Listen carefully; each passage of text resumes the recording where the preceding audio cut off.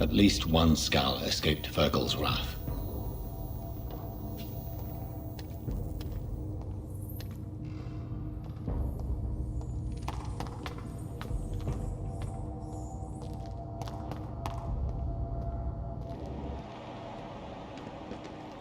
The poor creature is bleeding to death. He cannot be far.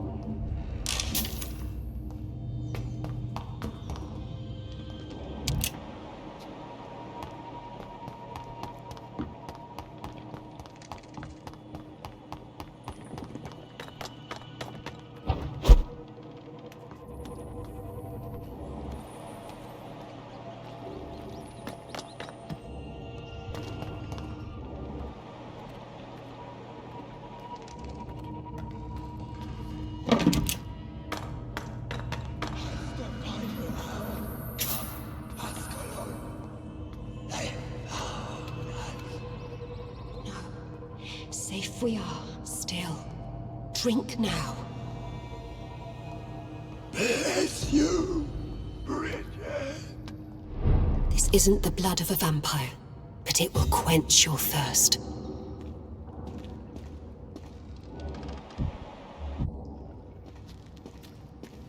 This is our domain, not yours. You've been warned. Wait, I saved you from this creature. That must count for something. Thank you. Now go. Go back to the streets and houses. There is no love lost between us, vampire. But thank you.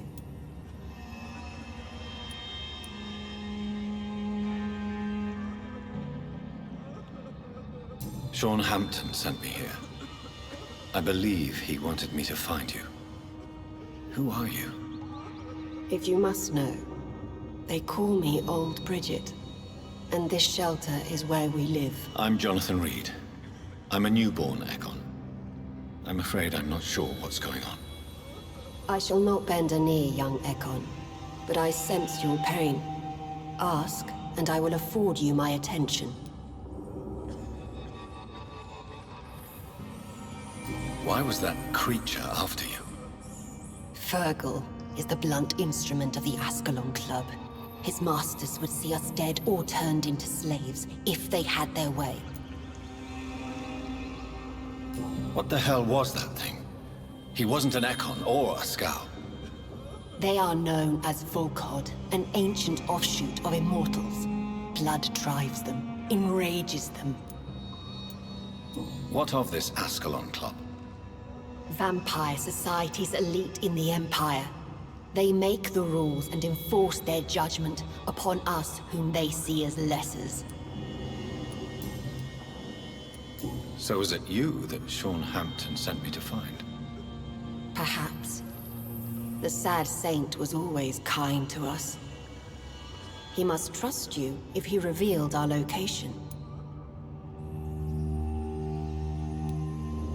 Sean is a Scowl. All those I've encountered have been violent, crazed creatures. How can he be any different? Maybe because he is the sad saint. Or perhaps because I am Old Bridget of the Sewer Skulls. Sean killed a patient of mine. And that's just one of the murders he's being hunted for. If you refer to Harriet, she is now among us and under our protection. Harriet Jones is alive. That's it. That's the proof Sean wanted me to find. I must talk to her. No. Harriet is not alive. But you can speak to her. I must warn you. She is fragile and may not receive you warmly. I don't understand. She is filled with bile and hate. Her mind is sharp as a tack, but her body is so weak. I've never seen its like before. She is resting in a room on the far right of this hideout. Thank you. I will bear that in mind.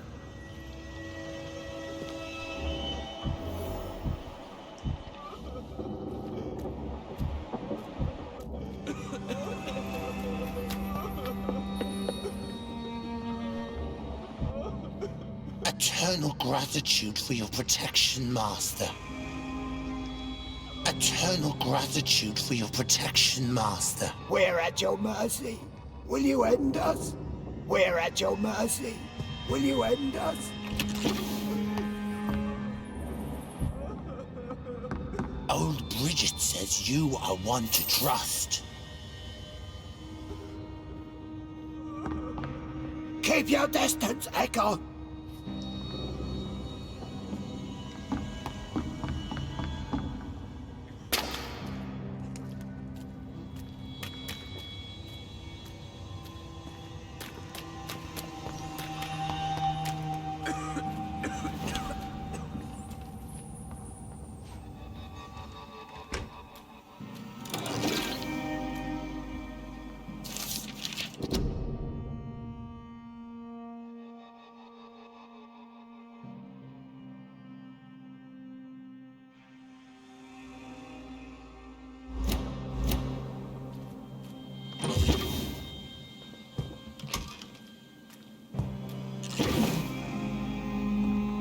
Hello, Harriet.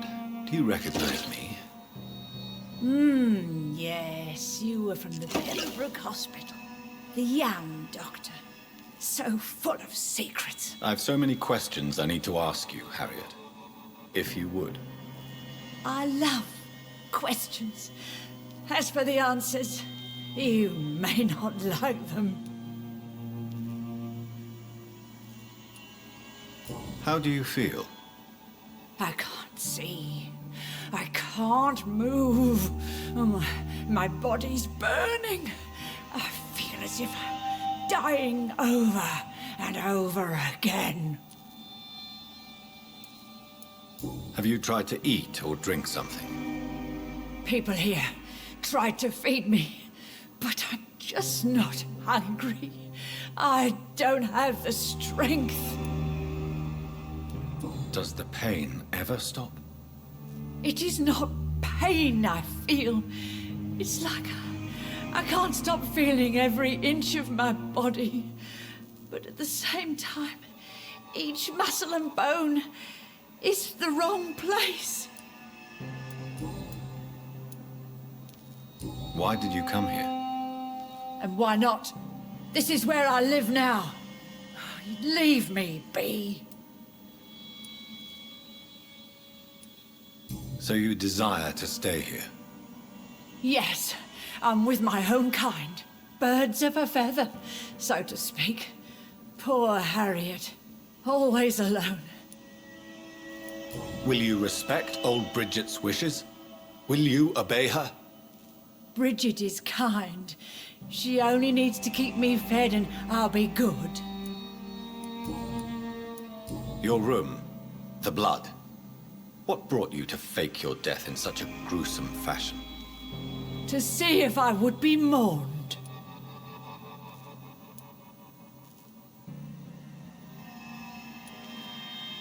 Do you take pleasure in causing so much pain and sorrow? Nobody gave a damn about me. Not a tear shed. Poor Harriet. Always the discarded. Why flee with Sean Hampton? It's always a pleasure to see a saint fall to sin. But the coward still won't kill. I have a question of the utmost importance to ask. Will you answer? Questions, questions, questions. The good doctor, always searching for answers. Do you remember what you did after leaving the hospital? Did you kill anyone? First, a question from me. You answer first. Very well then. What do you want to know? Are you like me? Are you also dead?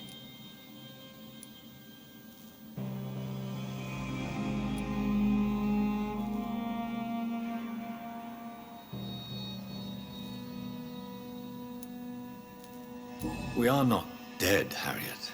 Death no longer pertains to us. We are different. I like what I am.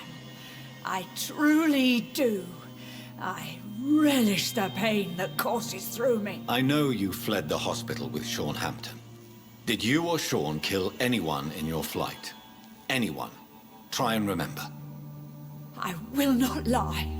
I wanted blood, and I wanted revenge, and Sean pulled me from it, brought me here instead.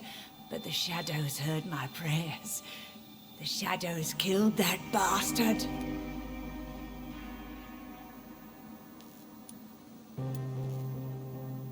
Who was that man? The one murdered in the street? He used to be my landlord. I lived here for many years before falling ill. Oh, he was an awful man. Disgusting and cruel. So cruel. You sought vengeance by your own hand, and someone else obliged you. Very convenient. Don't lie to me. I don't lie. I saw him near the docks, and rightly I wished him dead. And I am happy he is. It's true. But I didn't kill him. I was too tired. Shadows? Tell me what you saw. The shadows, they heard me and answered. Something in the deep darkness, quick, deadly. It asked me if I wanted revenge. I answered, yes. And these shadows, this presence, do you still hear it? Was it a vampire? Did Sean see it? It spoke only to me, and now it is silent, but it is born of hatred. And it will kill again. And it hates you, Doctor. Oh, it hates you. What makes you say that? It whispered your name, Dr. Reed. It wanted to know who you were and where you went. Questions about me? What did you say? Nothing, Doctor. I said nothing. There was nothing it didn't already know. Oh, I'm tired now. Let me rest. No more words. Please.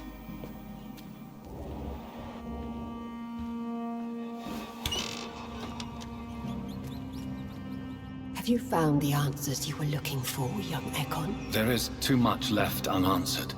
So many questions. Get to know us, spend time with us, and I may be willing to answer more questions.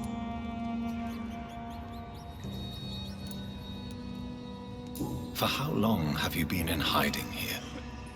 Skulls have been hiding under London since vampires first entered the city. Where did you hide before the sewers? We claimed ancient tunnels, forgotten caverns, catacombs. We are skulls, groveling beneath the feet of our makers. Why do you live here, amongst the filth and vermin? Live. Here we hide. What are you hiding from?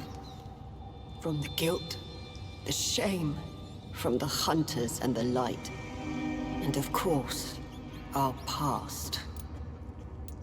Why don't you leave the city? Hide somewhere far from the Guard of Priwen, the Ascalon Club. We are the sewer skulls. This is our domain.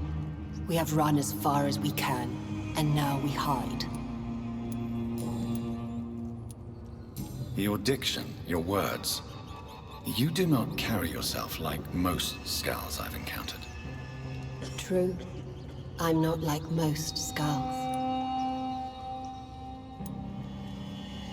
You were once someone else. What happened to you? It is as sad as it is long, young Ekon, but it will remain mine. Can I be of service to you? We ask but one thing. Reveal to no one our secrets. Do not betray us. What manner of creature is Harriet? She is different from everyone else. I really don't know. I'm not even certain she is a skull. I've no idea as to what blood made her. What is a skull, in fact, in your honest opinion? The progeny of a vampire, disavowed by her maker.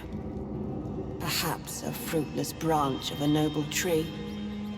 A word used to enslave us.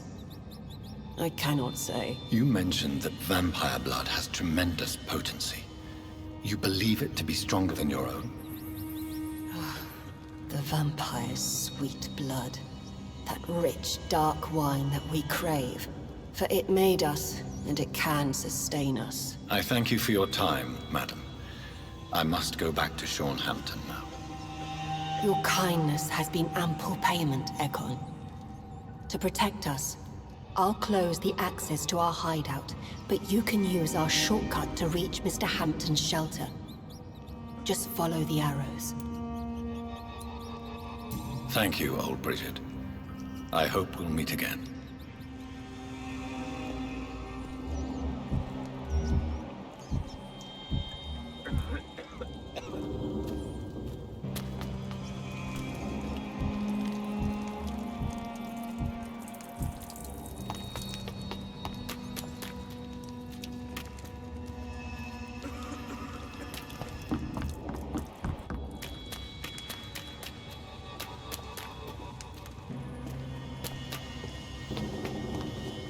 The vampire hunters will never find us here.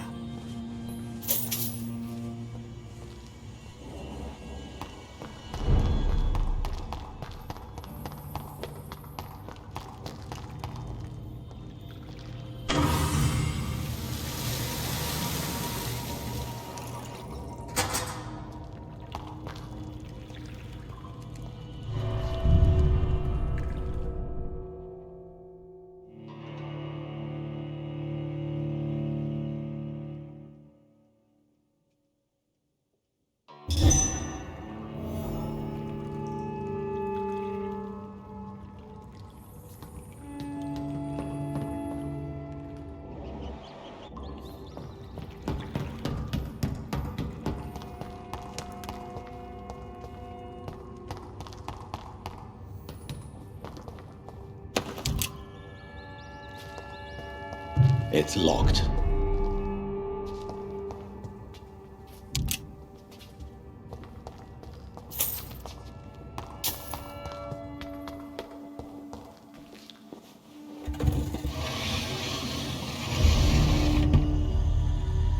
Welcome back, Dr. Reed.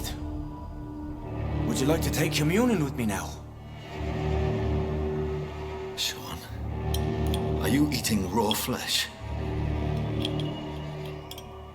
It is the sacred flesh of the mortal lamb. Our Lord's bountiful transmutation for the sustenance of his believers.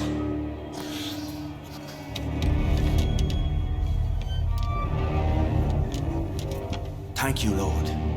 I am your most humble servant. So, true to your word, you waited for my return. I told you, Dr. Reed, I was a man to be trusted. Did you have words with the poor Harriet?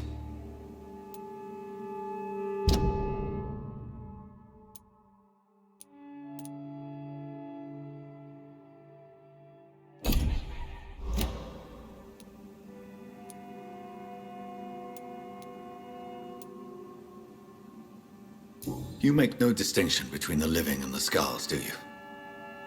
We are God's children, Dr. Reed. One and all. And he's determined to save us.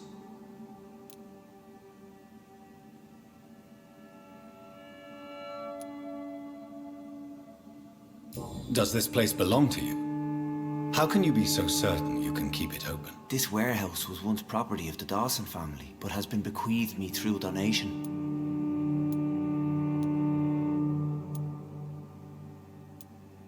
The Dawsons? The wealthiest family in London? Have they a clue as to what goes on here? Not at all. The donation was made before the war. The building was run down. I never met Aloysius Dawson myself. So you have the run of the place and no one's taken notice? As long as we keep to ourselves, we interest no one. This is a haven, and I pray it remains so for eons to come. What will be the result if you continue to assist both Skulls and the living? For the last decade, that's what's been happening. And they found a better life. What's to change?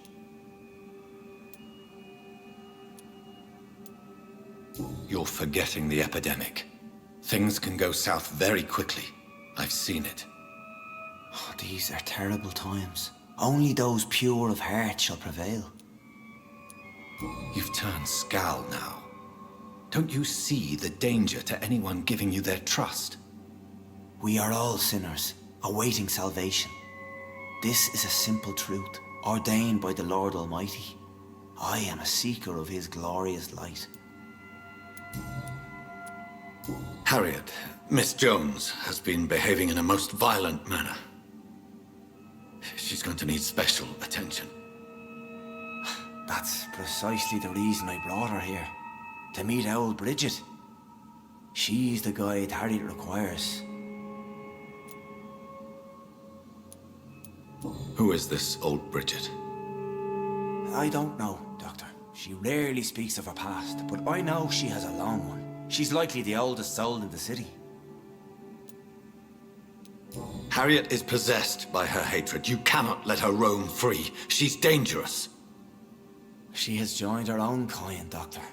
Old Bridget is a saint to the younger Scals, guiding them to salvation and peaceful existence. I believe I've learned all I need to know. I'm certain you've killed no one, but one day I believe you'll cross the line.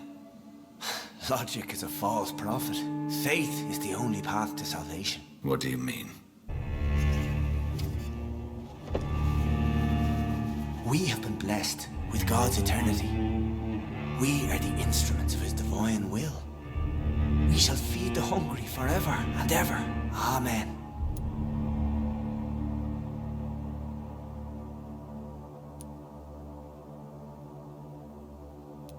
Let's simply agree that all are one and the same. In death, I mean. Give yourself over to God, Doctor. Expel your urges and kneel before the Lord in praise. These urges. You know the hunger will never be satisfied. I've come to embrace the everlasting craving. I have sworn to feed only upon the flesh of the dead. It is now my sacrament. Take, eat. This is my body. So saith the Lord.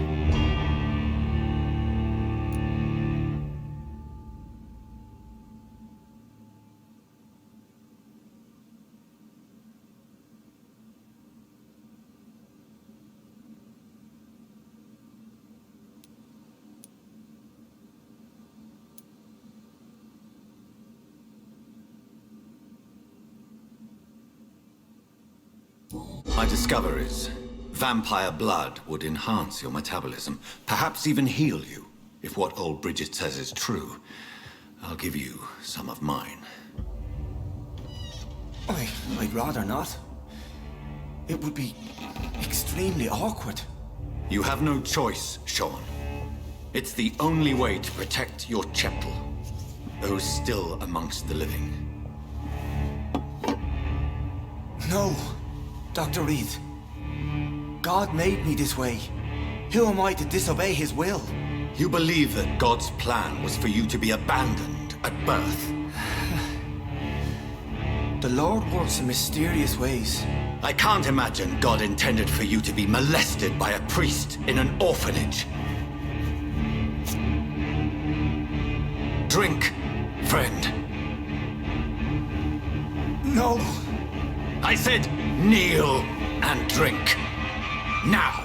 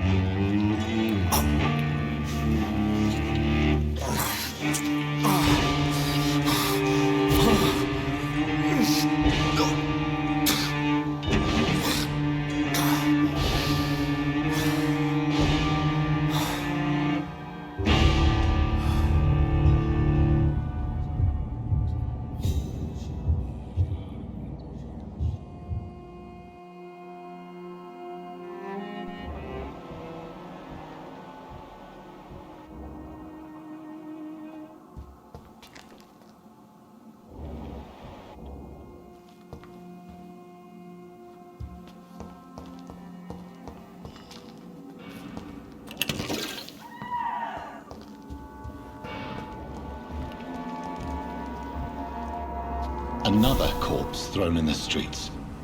Someone's playing a very sick game.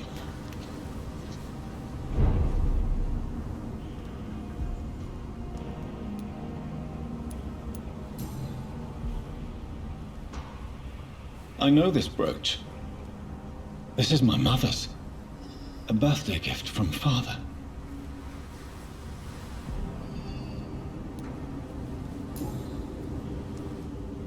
"29 Pretty Orchard Street. That's near Poplar's district. Why would this man carry off my mother's brooch? I must go there.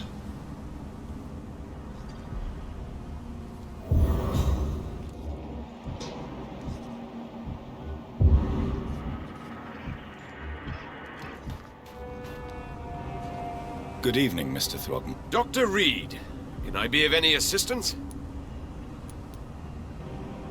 Did you see what happened to him? Actually, yes. He was thrown from the roof like a vulgar log. Who could have done that? Who? Well, a vampire, of course. Look, bite marks on the neck and lacerations here. There is definitely a vampire close by. Why is it that you sound so afraid? You didn't see it. He was dead before he hit the ground. The strength required to do such a thing, well, it beggars belief.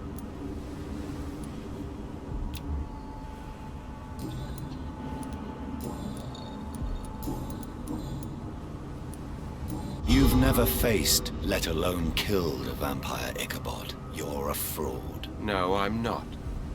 I may embellish the truth concerning my achievements, but I'm totally dedicated to my quest. Stop fooling yourself. You've never faced a vampire before. You wouldn't stand a chance. Well, that's not true, sir. I've already faced one of these creatures. Oh, really? And you're still alive. Well, we did not actually fight. I let it go. What do you mean? I entered the vampire's den. The stench was terrible. I was ready to kill it. But then I saw it. Just a suffering soul like you and me. I spared her. Tell me about the vampire you spared. She was a girl. Her body was a mess. I could see pus running from the deep wound. She was crying in pain. You cared about her. That's what defines us as human, Ichabod. Yes, but she was a truly evil creature. I'm haunted by the tragedies she caused ever since I spared her.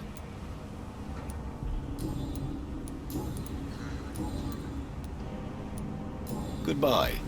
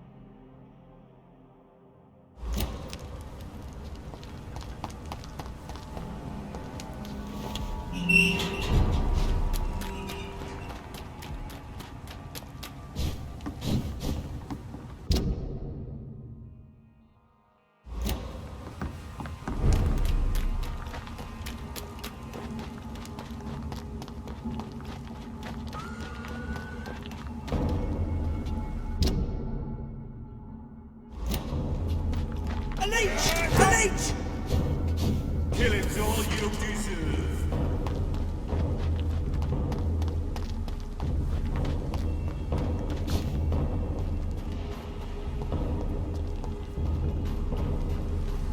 It's one of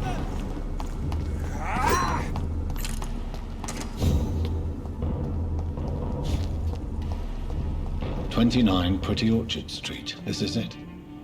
What's in there for me? There's been a fight here.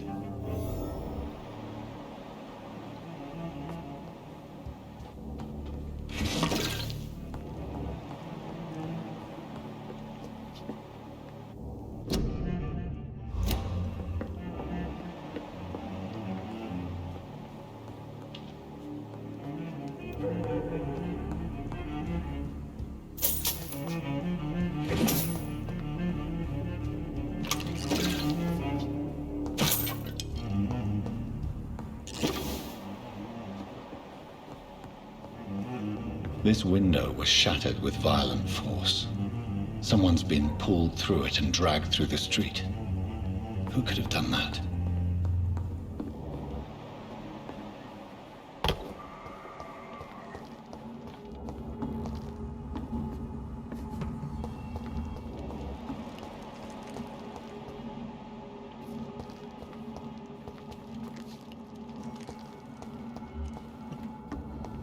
Stop! Right now!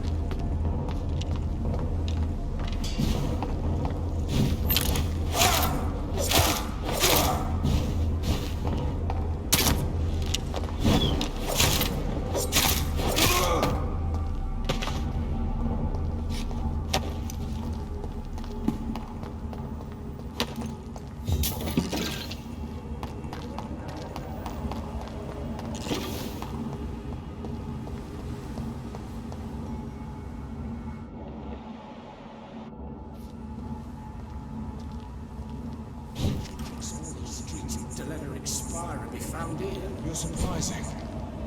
Occasionally, you make a good point. We're being... Die, vermin!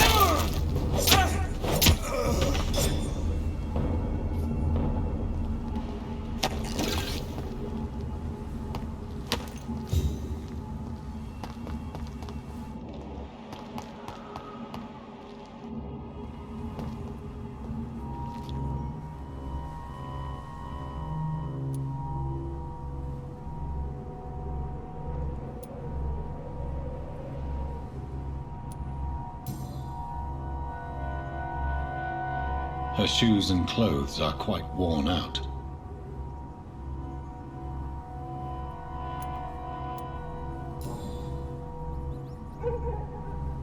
This is the very flower my mother tossed on Mary's coffin. Someone is targeting my family.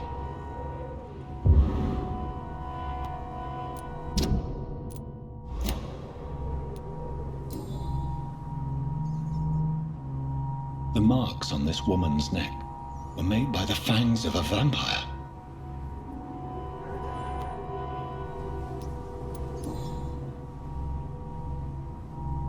Only a golden watch in her pockets.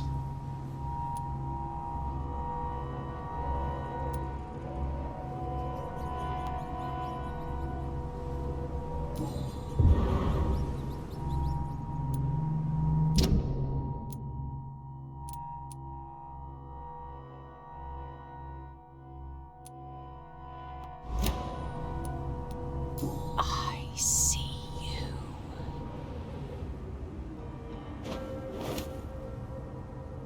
Right then. It's a sick game. But given no choice in the matter, I might as well win it.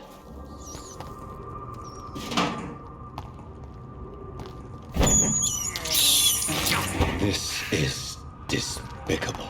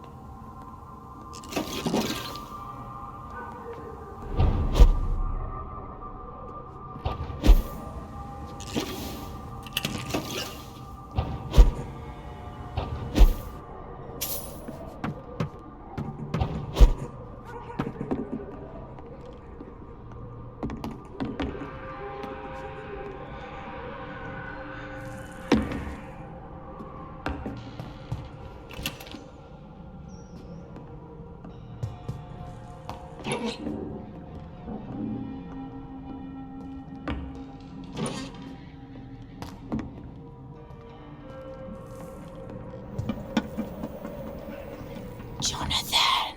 What was that?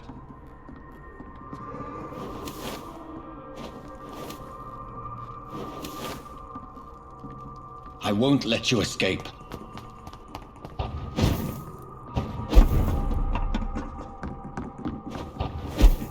You're very fast, but I'll catch you.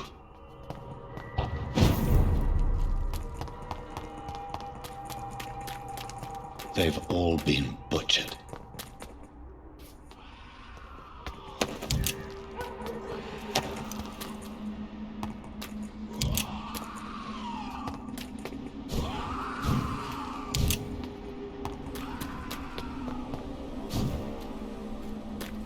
I can still sense a presence.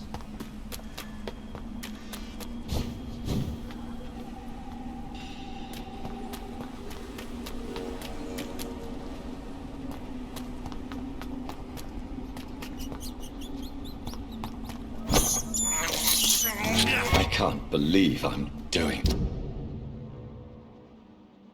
this.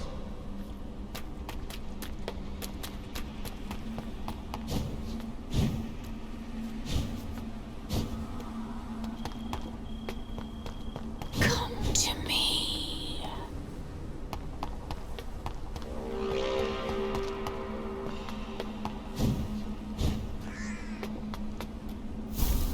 Help me, please! In the name of Christ, someone! You! What have you done? Vicar Larrabee, what happened? Demon! Hell Scourge! Son of perdition!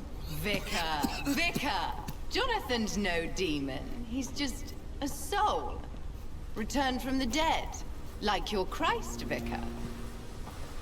Mary, is it really you? Oh, it's me, all right. Precious brother. What is Mother doing here? I'm gathering the family for a final reunion. All smiling, all dead. Thanks to the good Dr. Reed. Mary. Mother, say hello to your son. Hello, Jonathan. Mother, What do we have here, Mother? The prodigal son has lost his tongue. Our Jonathan always had the first and last word at dinner. The entertainer, the star of our show. I'm sorry. Let me explain. Shut up. It's my turn to do the talking. I have this nasty hole in my chest, Johnny. It needs to breathe. Of course. You can speak.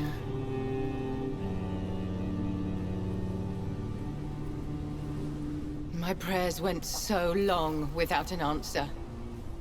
My husband, killed in France. My child, carried away by the flu. My brother promising to return in his letters, then disappearing in thin air. I went from hospital to hospital, cemetery to cemetery, grave to grave. I've lifted every stone in London, searching for an end to the nightmare. And there you were, in front of me, on a dark pier. The hunger had taken me. The joy to have finally found you. I longed for your arms, a final happy ending to so much tragedy, to tell me all would be well again, as you did when we were children. It was this filthy dock where you greeted your sister. I dug a tunnel from my grave with my fingers and teeth.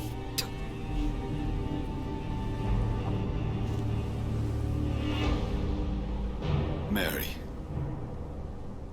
I thought I had murdered you. I tried to end myself. We've been through the same horror. We are a disease, Jonathan. A sickness that corrupts all it touches. All we kiss, and all we kill. Look at me. Admire your ilk. I'm so sorry. Apologies will not suffice. I demand reparation. I want a miracle. Are you a miracle worker, Dr. Reed? No? I'll show you mine then. The family Reed, reunited and complete, living forever in a red sea of eternal love. Time to go, Mother. Say hello to my son for Mary, me. wait. I have made friends with vital knowledge. Vampires. We are not alone, Mary. With time, we can learn to live almost as we lived before. How long? What? How long will this masquerade continue? I've been watching you. All these nights in Whitechapel, pretending you're still a doctor. You believe you're just fighting a disease. But it's you, the disease. Jonathan, you! I'm a scientist. I'll find a solution. Let our mother go, please. You're always the one to sway me to reason, Jonathan. But before, your motivations were always pure. Now you're tainted. Let her go! She has no part to play in this. Very well. Have you heard our good doctor? You can go home, Mother. Go home and rest in peace. Yes, I'll go home and rest. It's so easy to make them obey or forget. Puppets for our pleasure. I've seen you have your fun. You are mad. Oh, so that's what I am, Doctor. Mad. I was beginning to wonder. I've been hearing these voices in my head. One in particular, that of my dead brother. This is the reason I must kill you. Not for your betrayal. Not for our poisonous kiss. Not even for the lies you tell yourself. No. It's so that smooth and wicked voice will stop ringing in my ear. Mary. No, don't! Time to die, brother. And this time for good. Nation.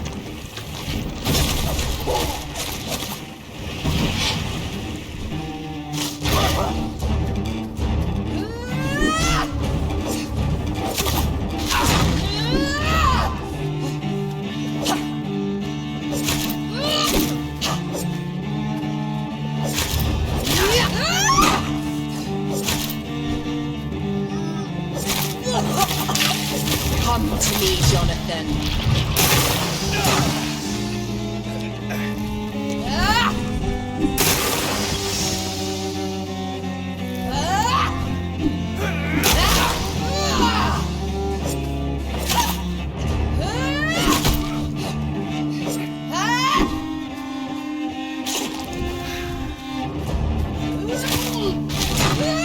Assassin!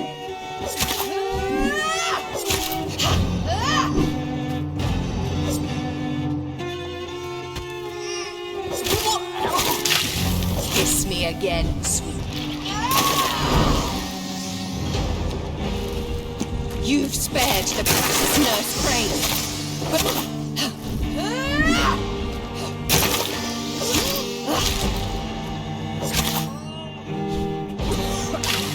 Rest in peace, monster.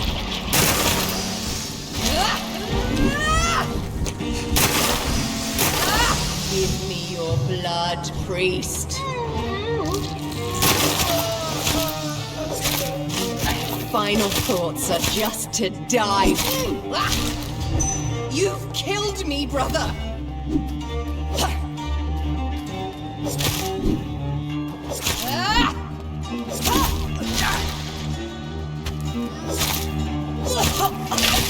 What have you done?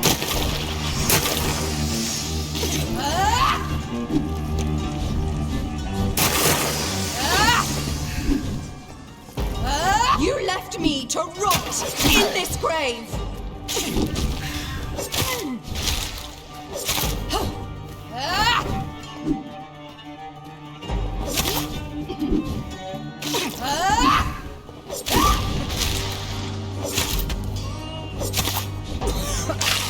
Come to me, Jonathan. Kinslayer!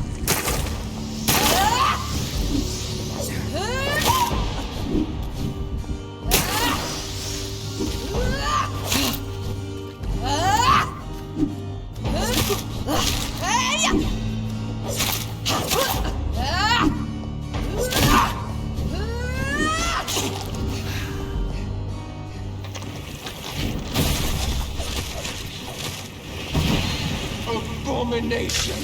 What have you done?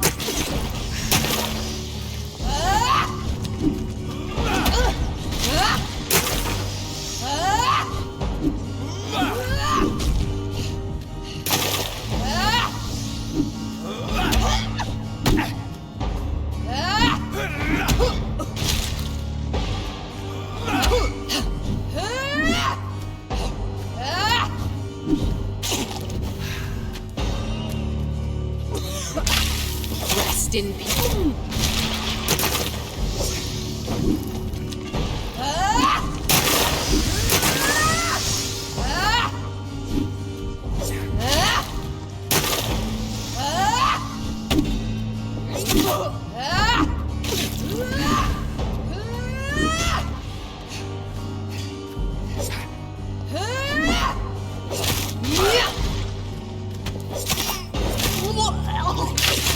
Kiss me again, sweet brother.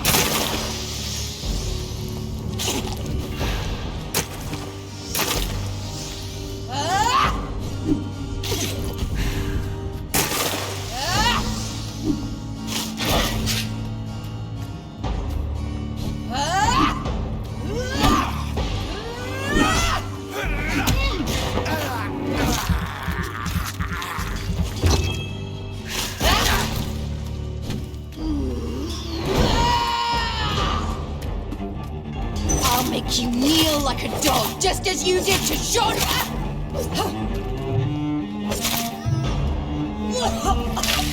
Rest in peace, monster.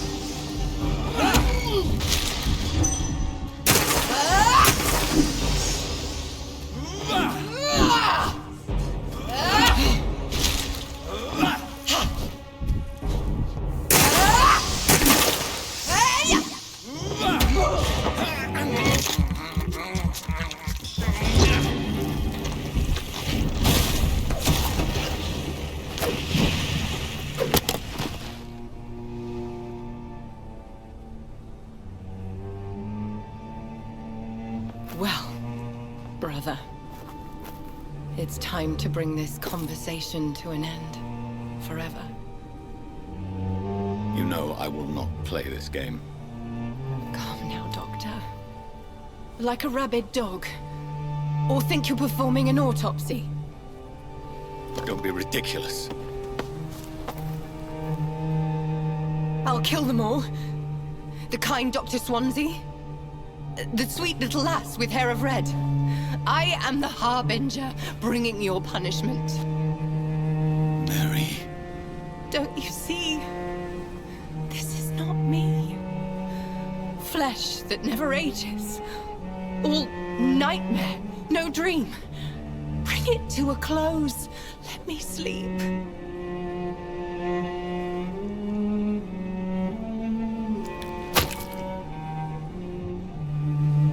I will find a cure, Mary.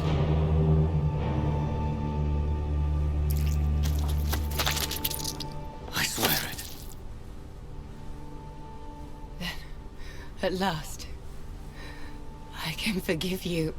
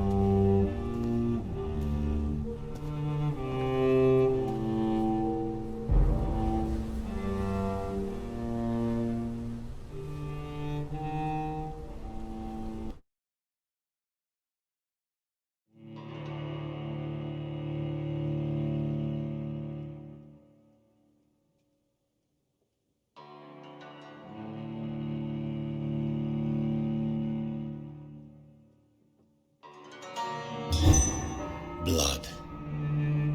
As I shed one last red tear for my fallen sister, I realize the entire world now revolves around this singular word. The epidemic that has stricken London is not the Spanish flu. It is transmitted through the blood, via violent biting, turning survivors into frenzied immortals.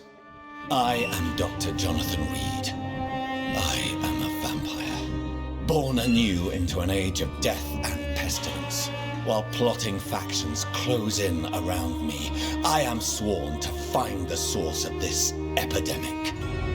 I am convinced greater perils are still to come. I know the answers I seek are hiding in our blood.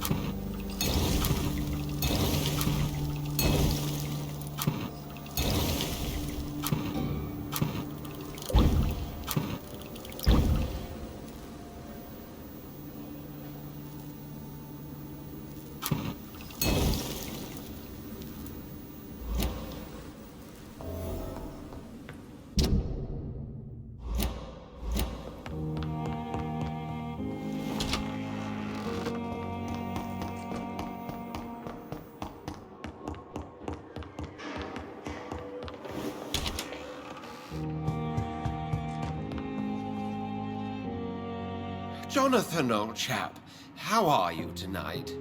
I've seen little of you of late. I was conducting research in my room, away from the nightly routines. Of course, of course. Worry not, I understand. The situation has been testy around here. I won't deny it, but we still stand. What news do you bring? The news is not good, my friend. We try to keep the epidemic at bay, but street violence is escalating quickly.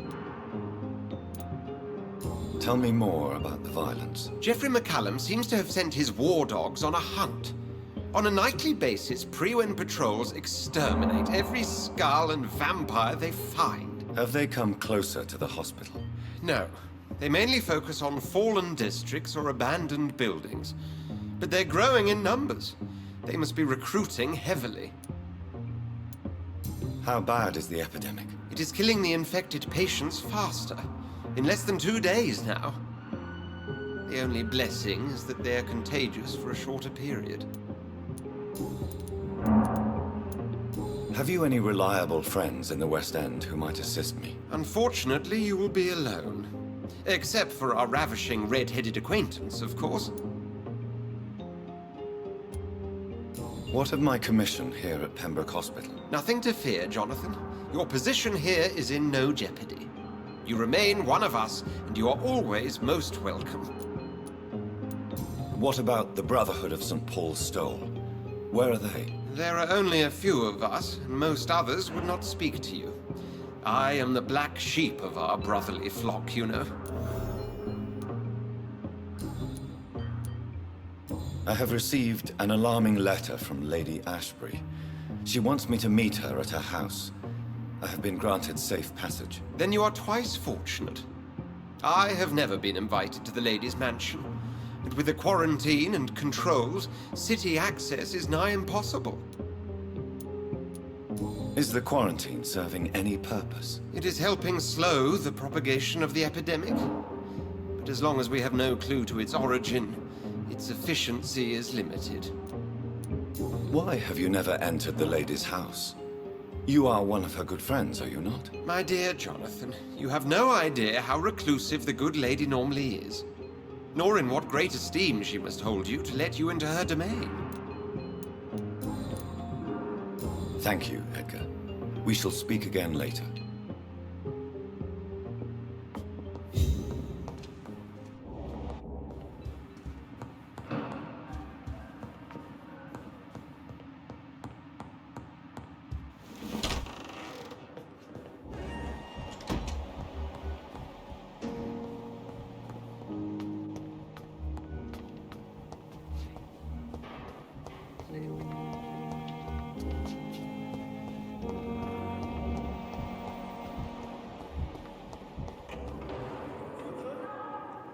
Good evening, Mr. Elwood. Evening, Doc.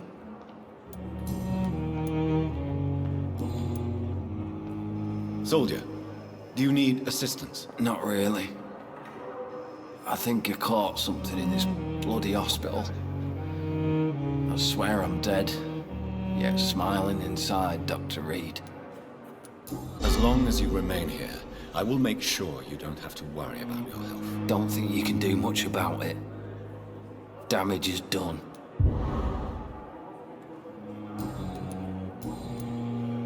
Goodbye for now, Mr. Elwood. Damn! The pain. It's here again.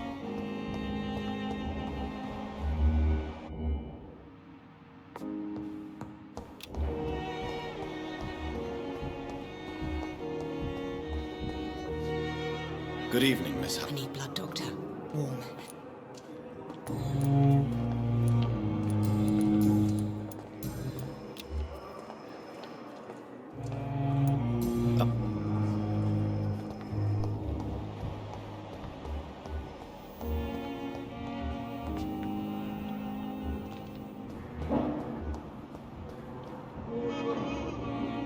Good evening. And good evening to you.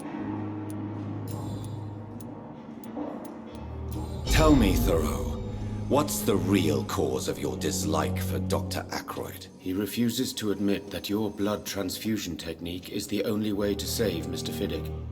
I'm convinced we must use it. What Dr. Ackroyd really said is that you lack the skill to perform this operation efficiently.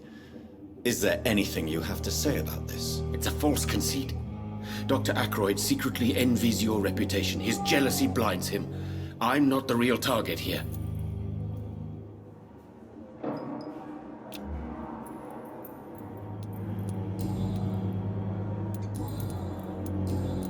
Goodbye. Oh, sweet girl. I'm quite busy.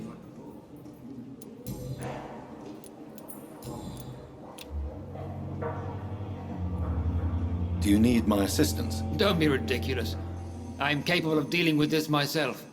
I've just not taken the time to do so. Then you are lucky that I have taken the time to do so.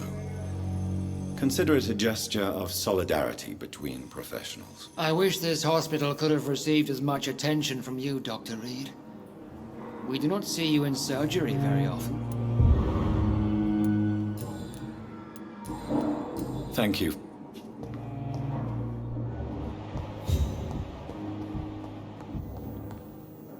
Good evening, Mr. Good evening, Dr. Reed. Any news about my operation?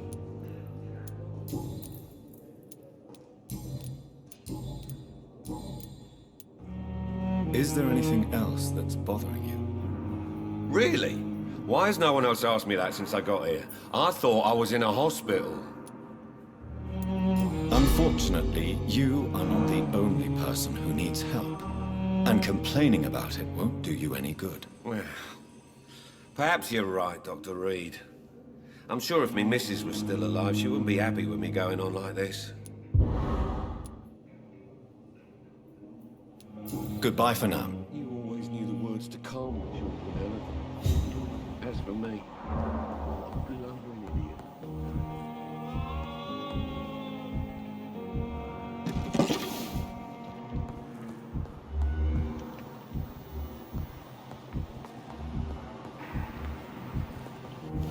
My sweet girl. Reads me like a book. Good evening. Do you require medical... Do you know you're the only one who's asked me this? No. I don't feel well, actually. Despite what you think about this place, I can tell you with absolute certainty, taking this will help you recover. Well, at least your reputation seems well deserved. Unfortunately, I can't say the same for this hospital. Goodbye.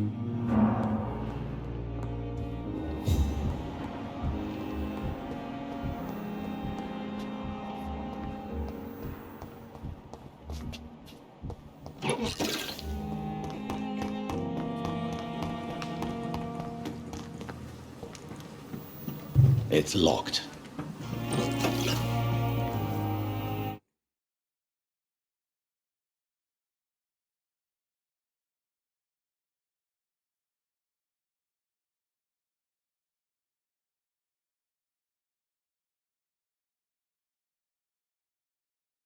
Good evening, Dr. Reed. Such a pleasure to see you again. How dare you steal from the dead, Rakesh? Is that what your pawnbrokers is really about? These people are dead, sir. What they possessed could be useful for the living. And I'm sure they would agree if they could speak.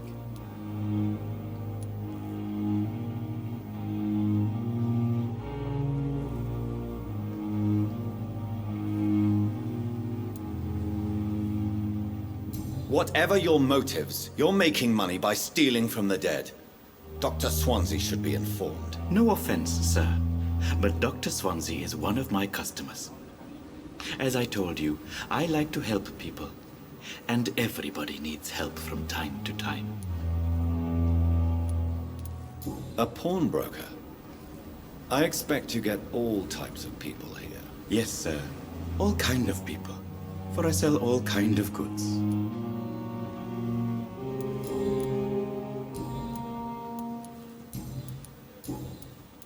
Please show me what you have to sell. Of course. It's just trinkets and curios, really. But I'm sure they can be useful.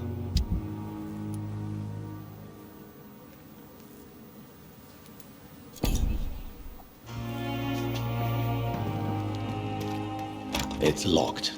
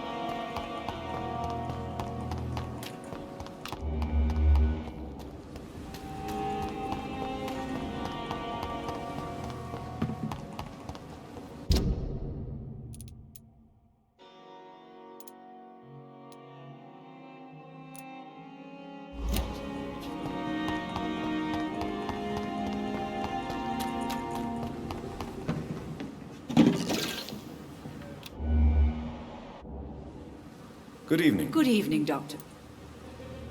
Do you require medical assistance, nurse? I will be fine as soon as I can get some sleep. I will see you later, nurse. Goodbye.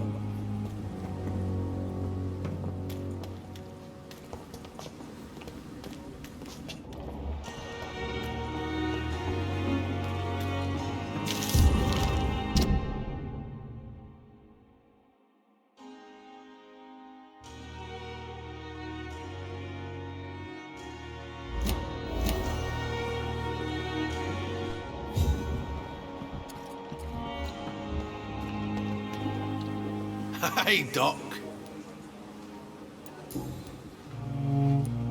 What can you tell me about your marriage, Clay? Marriage is the sweetest cage, they say. Well, I found myself locked in one with a wild animal. You mean your wife keeps you on your toes? No, I mean, we both have claws and we both love to bite. Am I right to assume your wife's letter pissed you off, Clay? I was so mad, I threw away the knife she got me when we got married. Your wife gave you a knife as a wedding present. That knife has always been my lucky charm. If I'd had it in my hand when I got stabbed on that pier, I'd not have been wounded.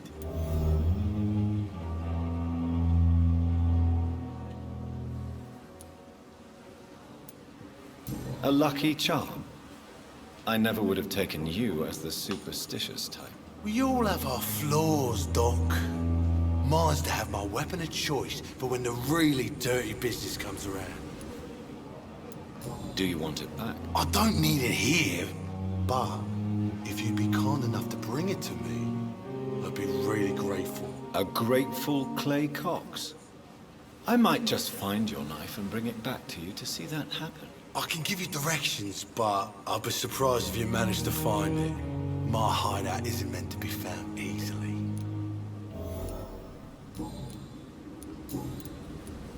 I'll leave you for now, Mr.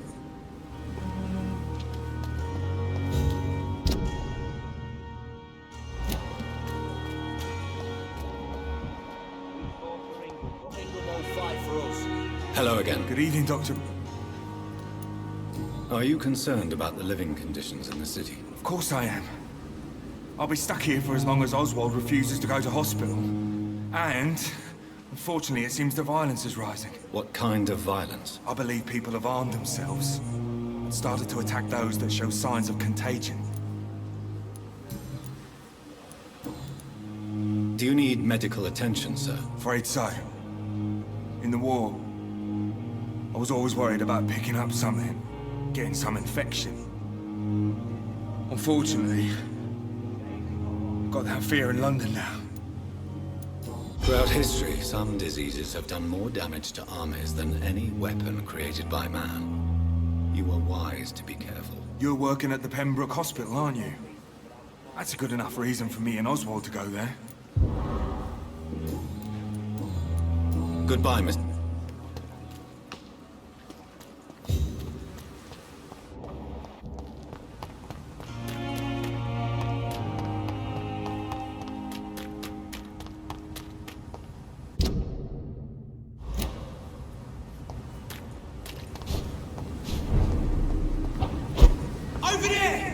one of them vermin!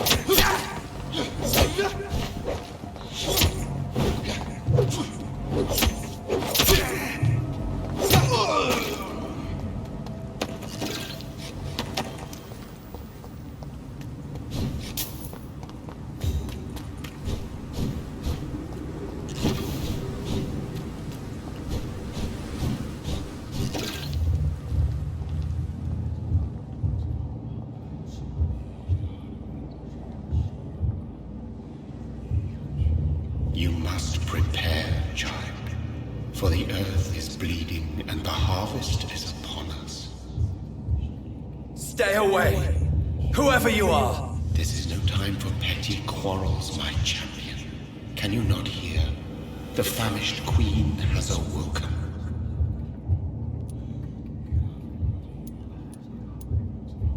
I am not your champion. But of course you are, son. As surely as you are the blood of my blood. I had to kill Mary. I have known your pain, child. Do not succumb to... Silence! I dismiss you, now! The land calls for a champion. All and everyone needs you. Silence! I'm tired of all these puppet shows.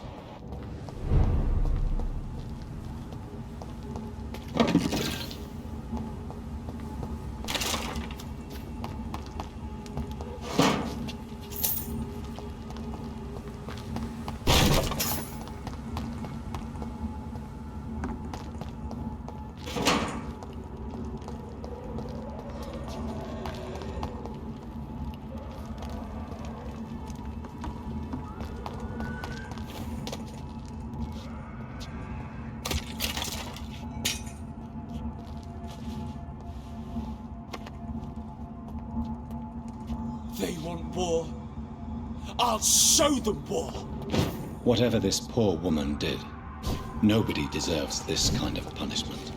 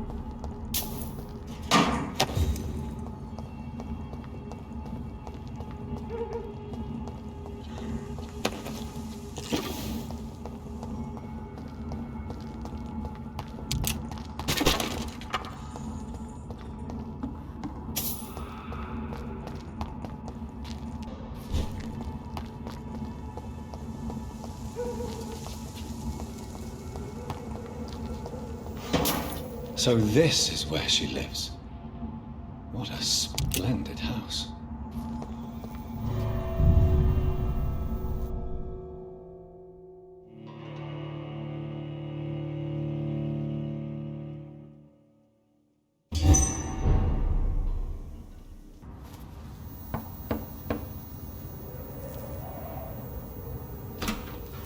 Dr. Reed, welcome.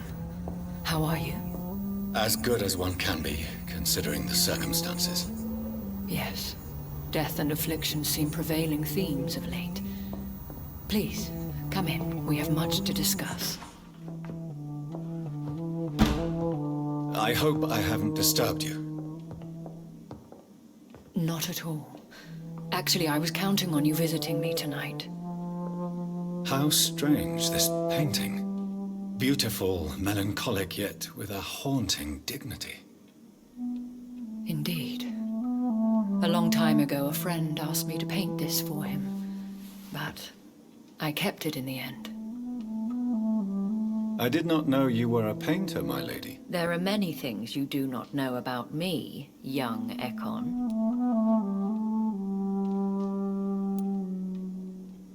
Please, call me Jonathan. Please excuse my behavior, Jonathan. I tend to tease my friends when uneasy. What is bothering you, my lady?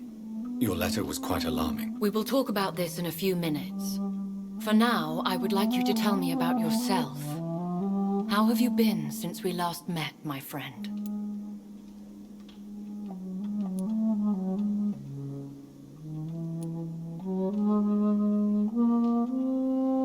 I came to the conclusion that my maker, whoever he might be, must be a powerful vampire. Certainly extremely old. How have you reached this conclusion?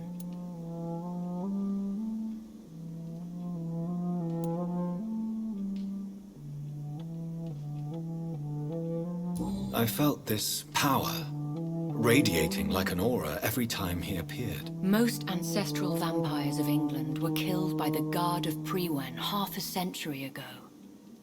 I wonder who your maker could be. You have no idea who he could be? Some of the Ancient Ones fled England. Some may still be in hiding. All I know is you, my friend, are a pawn in some secret and obscure game of chess. He is the only immortal I've seen appear in an ethereal form. His voice, his words seemed ancient. It was disturbing. I am afraid you are right. The simple fact that your blood made Mary such a strong Ekon proves that you must be of ancient lineage. My sister Mary, she was made a vampire in the same way I was. She was the one killing all those people everywhere I went. Vengeance is a powerful force for those betrayed. Made vampire through careless error. Victims by surprise.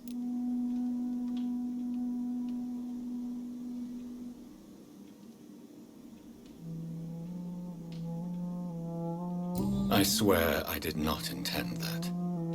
If only I had known then how vampires are created. That is the scientist speaking. In truth, most of us do not know how it really works. Personally, I make sure my prey will not return to haunt me. What do you mean? I am merciless, Jonathan. I only feed on the dying, and I make sure they are dead before leaving their remains. In the end, she implored me to put an end to her misery. But still, I felt I had taken her life twice. I am so sorry for my accidental cruelty. Had I known your dear Mary was still alive, I would never have sent you to pray for her soul in that church. There is no need to apologize, my lady. Your words have been most helpful in these difficult times. Thank you, my friend. If only we could have guided your poor sister through her terrible nightmare. I think I should ask the questions, your ladyship. After all, it was you who invited me to settle this most urgent of matters. Fair enough, Jonathan. The situation is critical. We do not have the luxury for etiquette. Please do not misunderstand me. I would be delighted to discuss mundane matters and idle trivialities. If we survive the dark nights to come, we shall have all the time in the world to speak, you and I. For now, please follow me, Jonathan. I must say, your house is exquisite. One of the advantages of living forever is having the time to be selective with one's furnishings. I took the liberty of having tea served. You can still drink tea. Can't keep it down, but I do so enjoy the aroma. Let us toast to make-believe. And of course to your health, Jonathan. And to yours, my lady.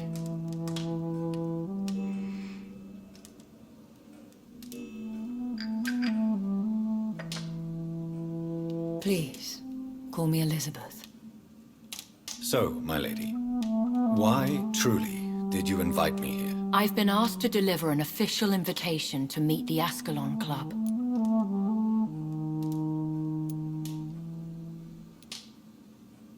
Who are they? Really? They are the embodiment of vampire law in Britain. Some say they influence the destiny of the Empire. Some believe they merely protect it. How many are they? Only a small number of powerful and deceitful immortals. All of them entangled in a sticky web of shadow cabinets, influencing trade.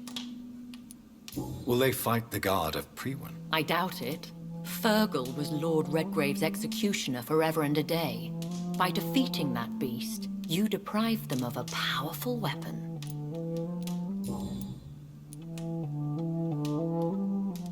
Why use you to contact me? Because they know we are close. The Ascalon Club has many spies. Their main occupation is gathering information and then deciding how to use it. Have they threatened you in any way? Not at all. Their message surprised me at first, but it is only logical, considering the critical situation in London. Why not ask for your help? Since you are obviously a powerful and influential immortal yourself. You have to understand that I am invisible to the eyes of Ascalon, for I am a woman. That suits me well, as long as they leave me alone. Should I trust them? Of course not. Do not misunderstand me.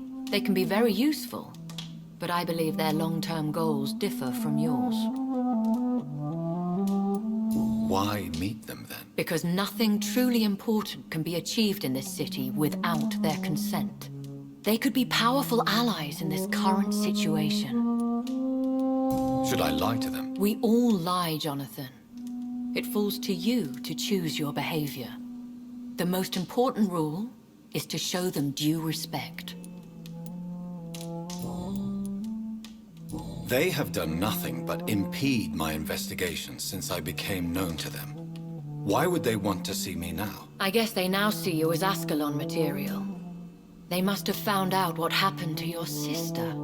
Proof of the potent blood flowing through your veins. I'm not sure I can accept their invitation. I have seen their handiwork. How Fergal the Beast imposed the club's law. You have no choice, Jonathan. Even I would not openly defy Lord Redgrave, the chairman of the Ascalon Club. What can you tell me about Lord Redgrave? Who is he? Lord Redgrave is the founder and chairman of the Ascalon Club. Most mortals know him as the Earl of Bristol. He is rich and extremely influential. Have you met him? Only on rare occasions, for he never goes outside the club. And women are not awarded membership, even immortals. How old is he? How long has he been a vampire? Lord Redgrave claims to be the progeny of William Marshall, the most valiant knight who ever lived. If that is true, he could be very old. How powerful is his reach? The Ascalon Club may be the most influential secret society in England. Not all its members are immortals, but they are all very powerful. They are not all immortals. How is that? The club is mainly comprised of political figures who seek the safety and expansion of the Empire. The most loyal are awarded immortality. Any familiar or famous names? As the richest, most relentless British tycoon, Aloysius Dawson is considered ideal Ascalon material and has been watched for years. If you are convinced I must meet him, I will heed your advice. Thank you, Jonathan. I understand your reluctance to brush shoulders with London's vampire elite, but we have no choice. Is the situation that critical? Yes. The Guard of Prewen has called for a second great hunt of our kind, and they will stop at nothing to eliminate us. What is a great hunt? The first great hunt was launched about 75 years ago. In just a few nights, the Guard of Prewen located and destroyed most of the old British vampires.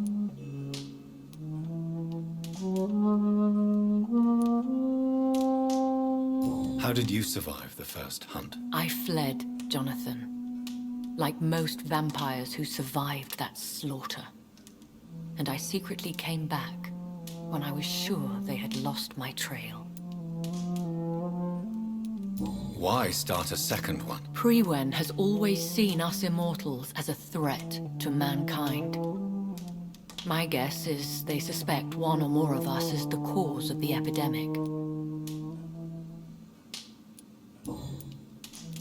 Will the Guard of Prewen and the Ascalon Club fight each other? I doubt it.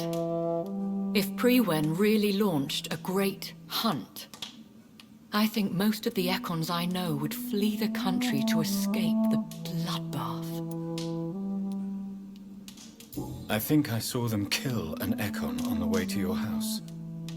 They seem to have a list with names. To launch another great hunt, they must have collected intelligence on vampire identities and whereabouts. They are a resourceful lot. Should we fight back? I will not be hunted down like an animal again. I admire your courage, Jonathan. But the best way to fight them is to put an end to the epidemic. This is the only way to clear the air. You should flee then. Leave London, the country even. I have seen the Guard in action. They are merciless. Your concern warms my heart, Jonathan. But fear not. If the situation gets too dangerous, I shall retreat to my secret Scottish manor. I could hide you in my luggage, if you wish. Thank you for the offer. I shall keep it in mind, but I have much to do here. There is a question I must ask you. Could Lord Redgrave be my maker? I doubt it. If Lord Redgrave had made you his progeny, he would not have seemed so surprised when you demonstrated the strength of your lineage. Will I ever discover the identity of my maker? Maybe not, Jonathan. We know for sure you were made by a powerful vampire, but most of those fled England long ago.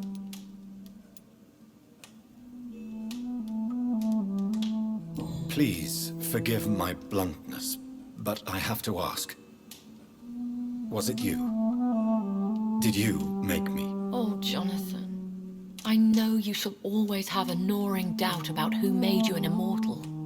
But I swear, I had nothing to do with it.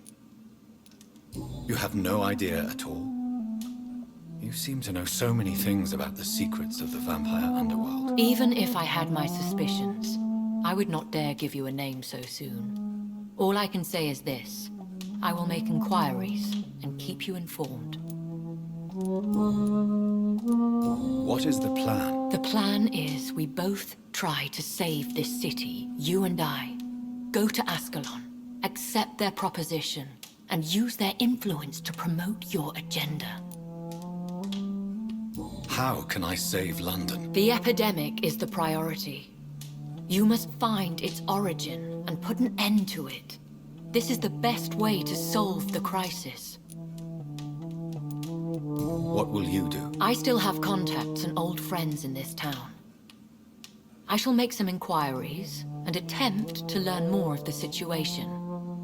We need clarity.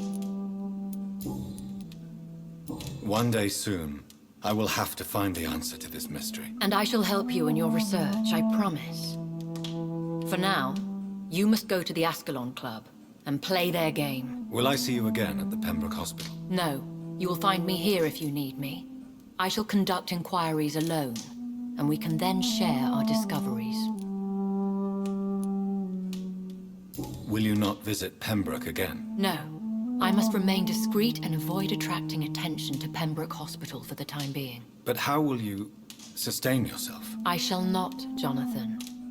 Fear not. I'm used to it.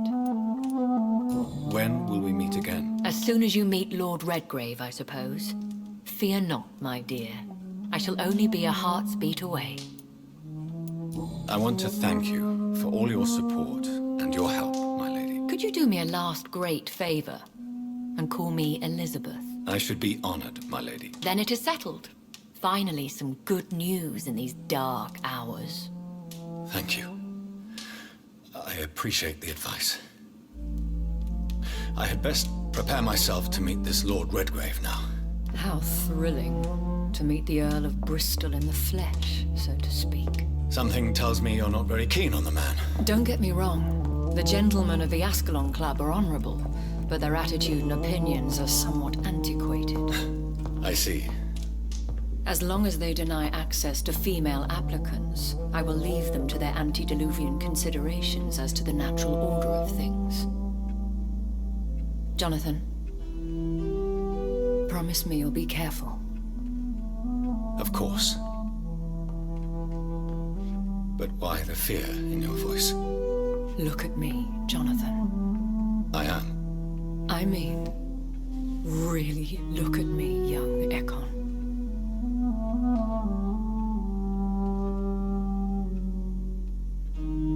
We may be deceptive by nature, but this heart of mine has always told the truth.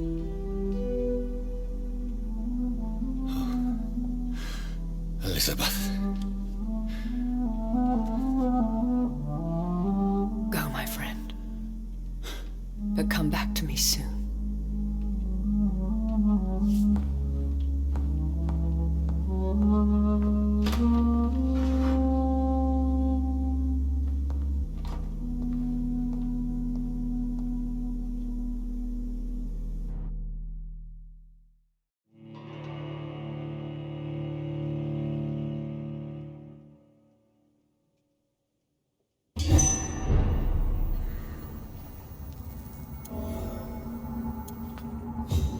So, time to visit the Ascalon Club.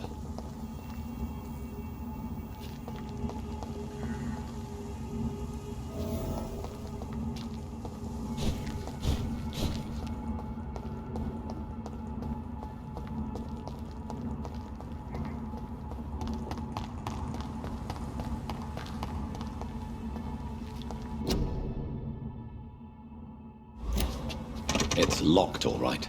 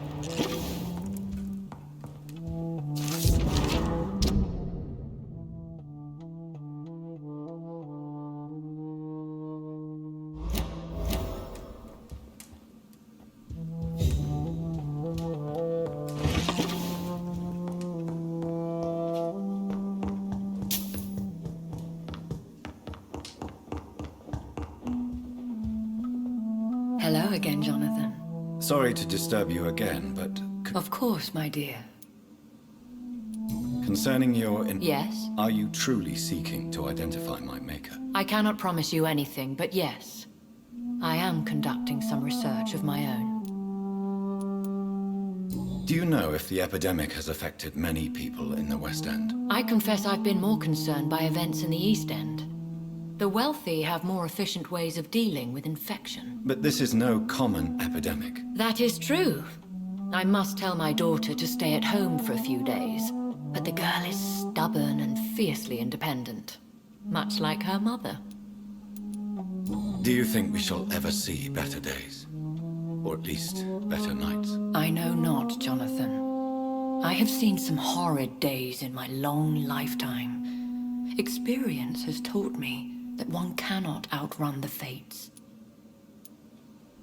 Will you tell me your story one day, Lady Ashbury? One of them, perhaps. I have had so many lives, Jonathan. Eternity may not be enough to relate them all. When all of this is over, the war and the epidemic, we could leave the city for a while. Travel around Europe, you and I. Traveling is always so complicated for us poor creatures of the night. But yes, I would be glad to travel the world with you, my dear. Goodbye, Elizabeth.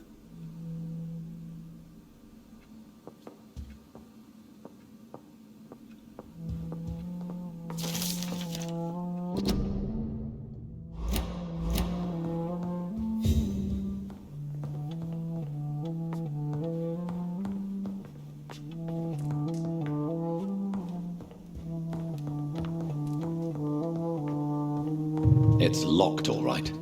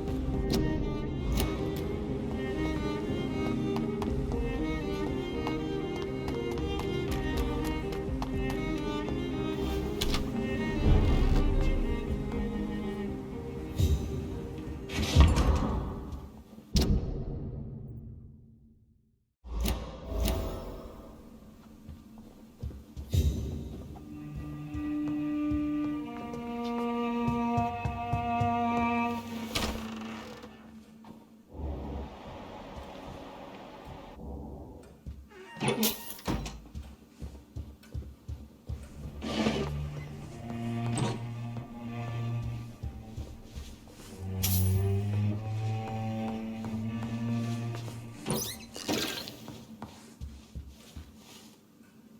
evening, Avery.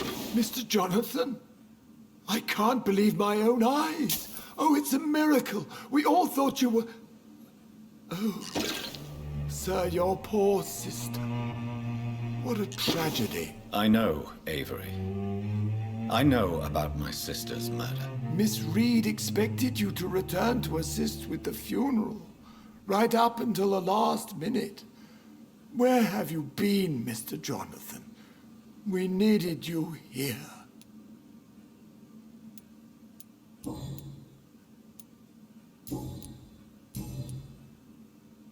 How is my mother? Not well, I'm afraid, sir. Miss Reed is very fragile since the police brought her back home. The police?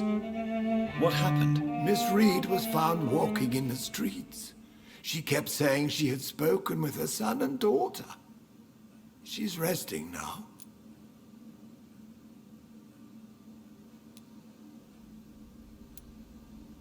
Has she received appropriate medical care? I'm taking care of Miss Reed myself. Hospitals are so overwhelmed by the epidemic that they can only accept patients infected by influenza. Perhaps we could arrange a short trip. Somewhere sunny, like France. She has always been very fond of France. I think leaving London could do her good. I'm afraid Miss Reed is too frail for the moment. Recently, she started going out at night without remembering it. I have to watch her carefully. What is the situation in this part of town? For a time, the West End seemed spared by the epidemic. But the situation is getting much worse. Have you no relatives anywhere? I'll understand if you want to take a few days to see family. Your father managed to guarantee my earnings as long as I take care of this house, sir. My sisters are dead, and I've never met my nephews. I'll stay, sir. I'm sorry I could not be here for Mary's funeral.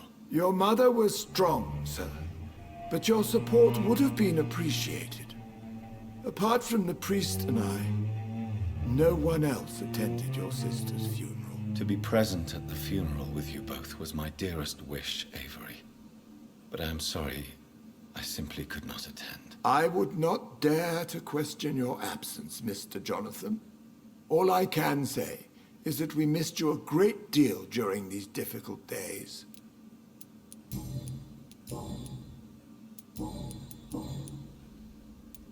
Tell me the truth, Avery. Do you feel forced to stay here? Would you leave this house without the arrangement made by my father? No, sir. I have nowhere else to go. And I promised your father I'd take care of his family as long as I live. This house is dead, Avery. There is a curse on this family. You really should consider leaving. If only you could have been here sooner or more often. Maybe this house would not be that empty. But you're here now, sir. So my task is not over.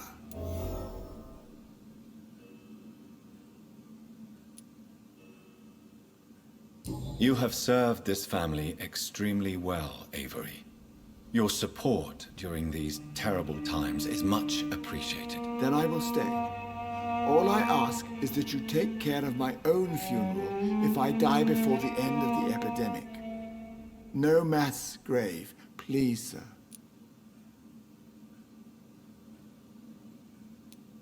You really think I don't take enough care of my mother, Avery? Yes, I do, Mr. Jonathan. You clearly have something more to say.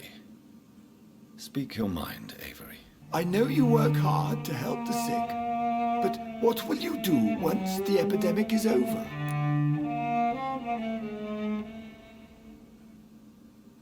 My home is here, and I have nowhere else to go. But this house will need some improvements if I move here. Some radical changes. That's good news. Whatever changes you have in mind, I'm sure we will find an arrangement that suits your mother also. Goodbye, Avery. Please watch over my mother until I return. Of course, Mr. Jonathan. But please return as soon as possible.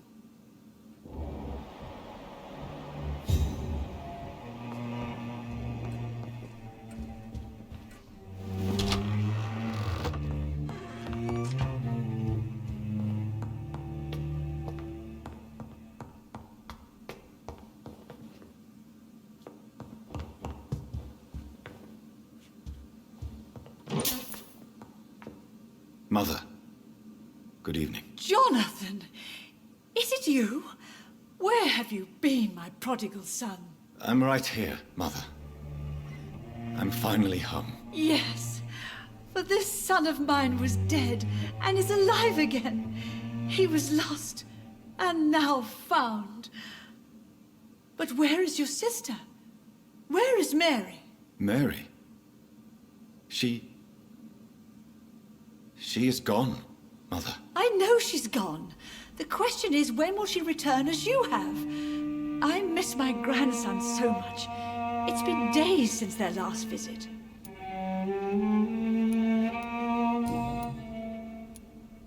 Why do you say Mary is visiting you, Mother? You know that's impossible. Why should it be? Are you not standing in front of me right now? Why should it be any different with your sister? But I'm not dead, Mother. I'm really here, talking to you, trying not to cry. Oh, it breaks my heart to have to tell you this. But of course you're dead, my darling boy. Just look at you, as pale as my Mary. But Mary really is dead, Mother. Yes, and are you not dead too? Isn't your father dead? And my grandson, and my son-in-law, you're all gone. But you all still visit me from time to time.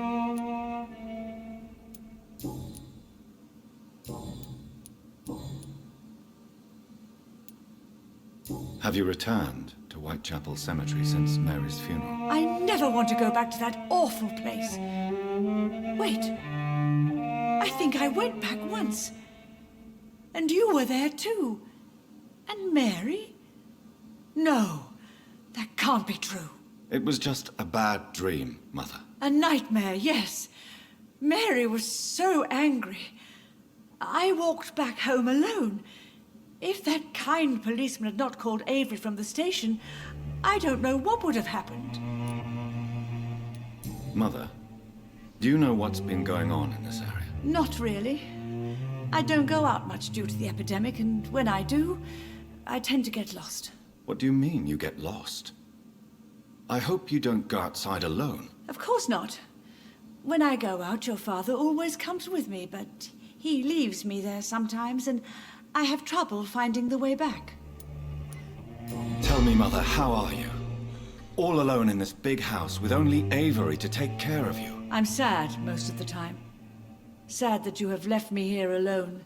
Sad that you don't tell me when you come or go. I'm so sorry, Mother. It wasn't supposed to be like this. I was coming home. I was home. London, the Thames. And then it happened. What happened, Johnny?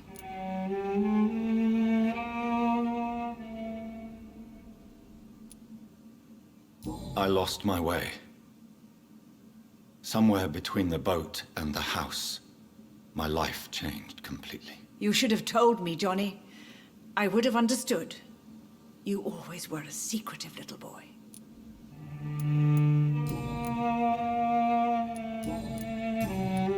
Goodbye, Mother. Try to rest now. Goodbye, son. Please come back soon.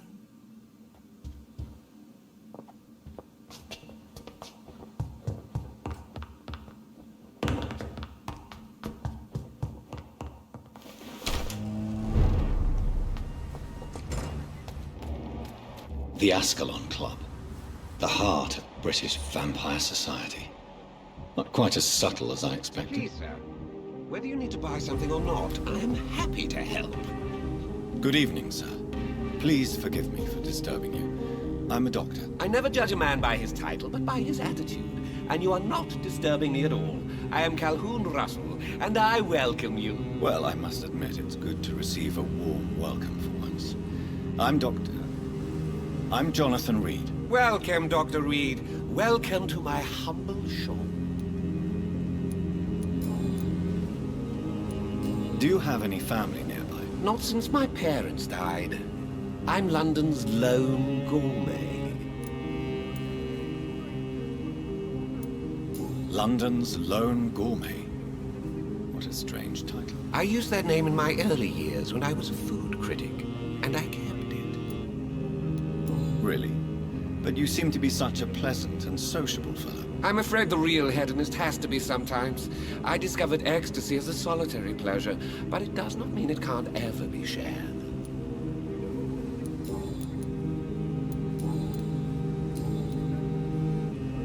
How is the situation in this part of town? Life is good and peaceful. We're lucky to live in such an era of progress and wonders. Are you not concerned about the epidemic? Oh, I'm sure the authorities would take the appropriate measure if the danger were that high. You cannot expect the newspapers to expose the truth while the war is still raging. I can assure you that the situation here is desperate. Well, that's news then. But I can't believe that things are that bad. Are you sure you're not exaggerating a bit? For the thrill of it?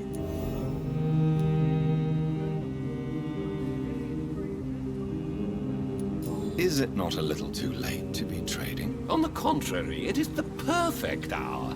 Believe me, my friend, it is always at night that you meet the most fascinating characters.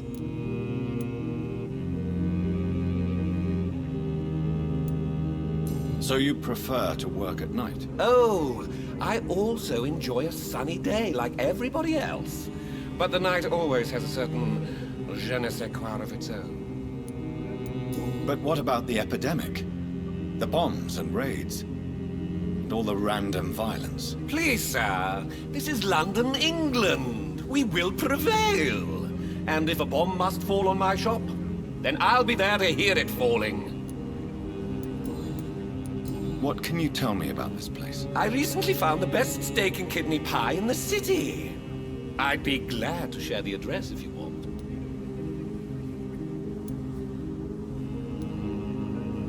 Finding a good restaurant? Is that really all that interests you? Oh, I have many passions, but nothing brings me ecstasy like subtle and exquisite flavors from my teeth to my belly. I must confess, I have quite specific tastes when it comes to nutrition. Really? Well, I'm always happy to try new exotic meals. If you ever find an intriguing table, please share the address.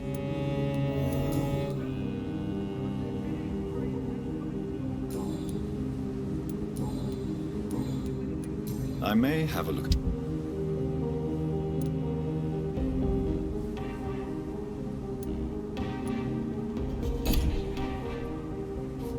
Remember, don't let anyone into your house.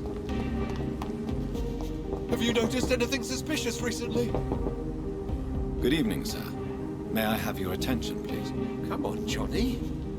Don't you recognize your oldest friend? Clarence.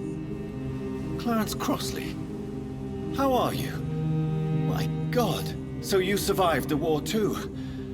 So sorry I didn't recognize you at first. I almost didn't recognize you either. War does that to men, I heard. In my case, it was true, for I witnessed the horror that lies underneath. When did you escape the war and return to London? You know what's funny? I almost never think about the war. Not anymore. I'm involved in another kind of battle now. What is this new battle? I saw terrible things during the war. Horrors I thought I'd forget. They're here too. They're everywhere. Vampires. I know what you mean. I haven't had much time to think about the war either since my return. Of course. the epidemic, I bet you've been busy as well. Forgive me, Johnny, I didn't want to sound selfish.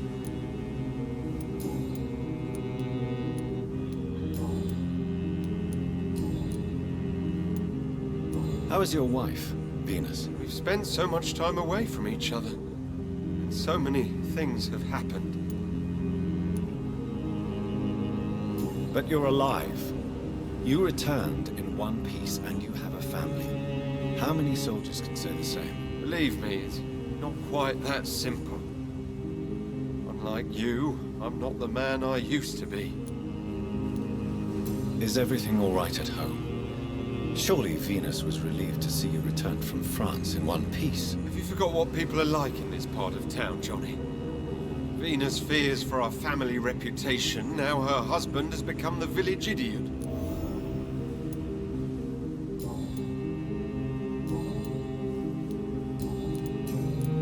You need some rest, Clarence. You should try to sleep.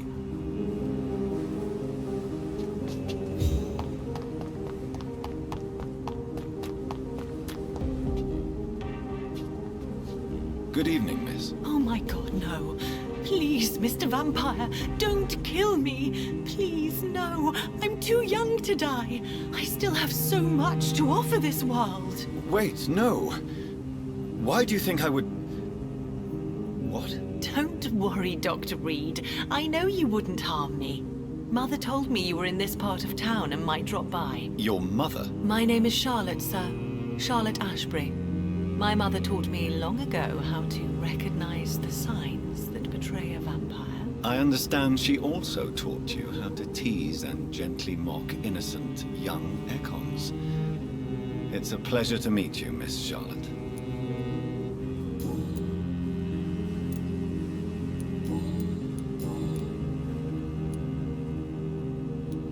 What do you think about this part of town? I was raised here, and I suppose it feels like home. You grew up in this part of town too, did you not? Yes, I was born a few streets away. A small world, is it not? Did you ever imagine that my mother was your neighbor all that time? That you could have met her in a dark alley at night? You won't trick me twice, young lady. We both know Lady Ashbury never hunts or attacks prey at random. Come on, Doctor. Don't tell me you never thought about that possibility. Her fangs on your neck. Oh, are you blushing, Dr. Reed? Is there something that's bothering you? Too much selfishness and individualism for my taste. Even when there was no epidemic. Even if that's partly true, may I remind you that many charitable institutions are financed by the selfish and filthy rich. I suppose you're right. But society must reform and renew itself, or we are all done for. What are you doing out here? You mean, what do I do outside at night since I am a woman? Let me ask you a question, sir. Would you ask the same question of a man? Actually, yes. I ask the same question to everyone who dares to go outside at night, considering the risks. Well, if you must know, I campaign for the right to vote for all women. Why should I wait to the age of 30 years when men can vote at 21? How are the locals reacting to your claims? People here can't wait for a wall to be built to isolate the West End from the rest of town. That's how progressive they are.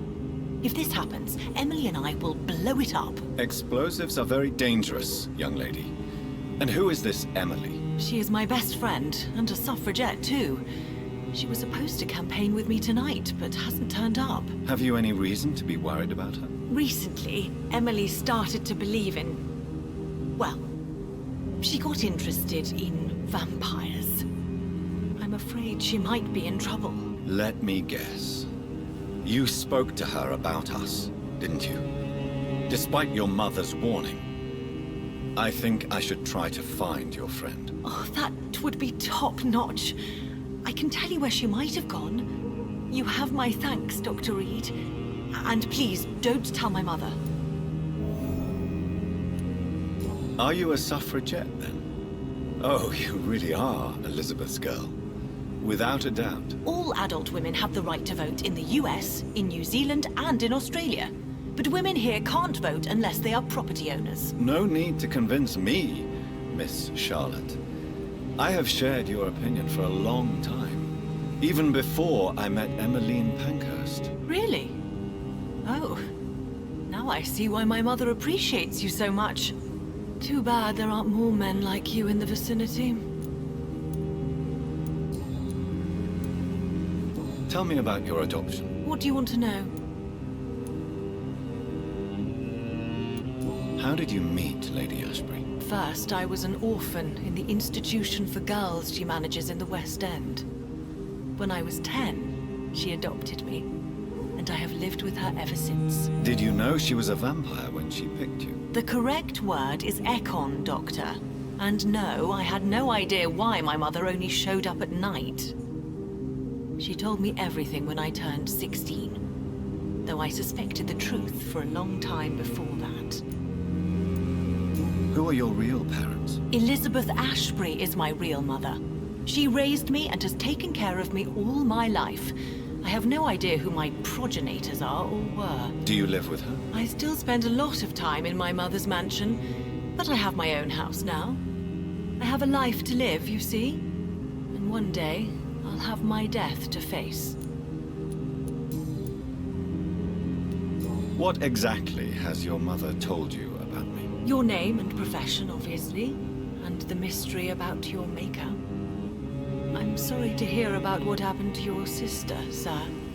Mother says it was not your fault. Does it not scare you to know what I am? What your mother is? Why should it? My mother is the most compassionate woman. Must I be wary of her, Dr. Reed?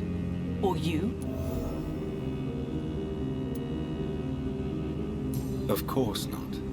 You have nothing to fear from me, or your mother. Good to know. And don't worry, my mother told me everything I need to know about vampire tricks, their nature as well as features. Your mother is not like any other vampire I've met. I believe she thinks the same about you, Dr. Reed.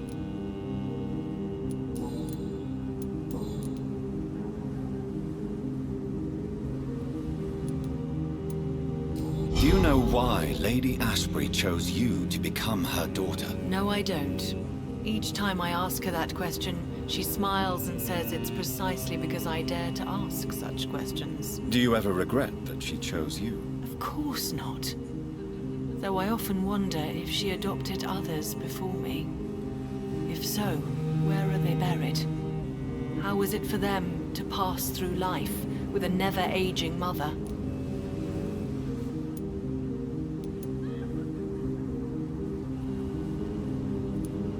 Why do you still hope to become a vampire in spite of your mother's refusal? It's the immortal aspect of vampires that interests me. The world won't improve unless women take charge. I'm convinced of that. You're obviously a clever woman with a good education and a brilliant future. But have you thought about the price you'd have to pay? The loneliness, the necessary masquerade. Is it not true of every high position? To change this world and make it a better place, one needs time on one's side.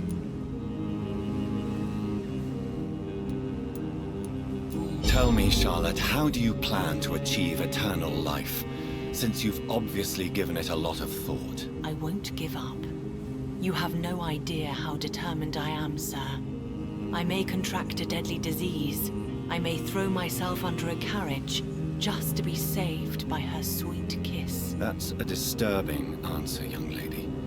And the worst part of it is, I know you speak the truth. There are less dangerous ways, Doctor. Instead of throwing myself under a horse like Emily Davison, I could just throw myself into your arms.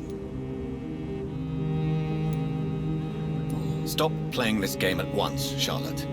This is unworthy of you, of your mother, and of myself. I'm sorry, Dr. Reed. Please forgive me. That was stupid. Your mother has refused to turn you into a vampire. Tell me more about it. Each time we argue, Mother expresses the same fear. She wants me to remain alive and full of joy, rather than become melancholy and immortal. She claims you can't have one without the other. It's pure selfishness. Your mother has walked this earth for much longer than you or I. She is wise, and we should not ignore her advice when we disagree with it. But why shouldn't I be allowed to forge my own experience? There can't be only one righteous way to deal with eternity.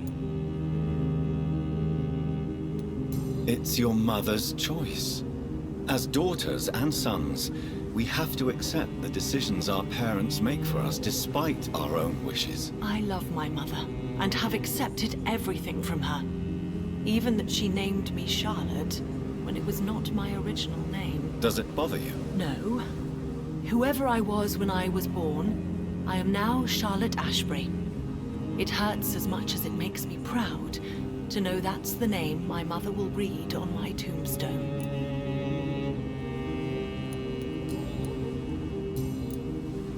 Goodbye, Charlotte.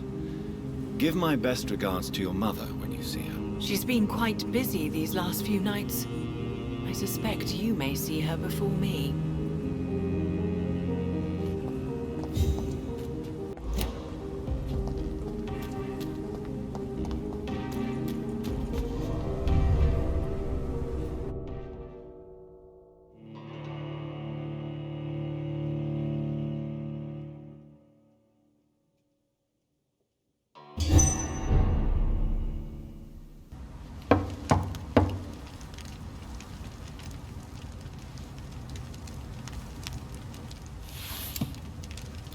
Do you know where you are standing right now? In front of the Ascalon Club, I presume. The Ascalon Club only summons or ostracizes. What is your business tonight? I received an invitation. I'm Dr. Jonathan Reed.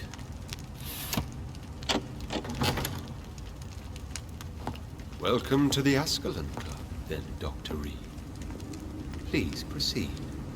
Lord Redgrave is waiting on you upstairs.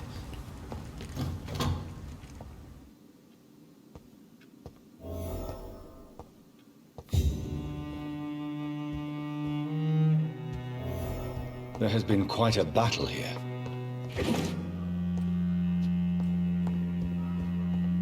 I'm sure the Ascalon Club has the money to replace the furniture. Welcome to the Ascalon Club, then, Dr. Reed.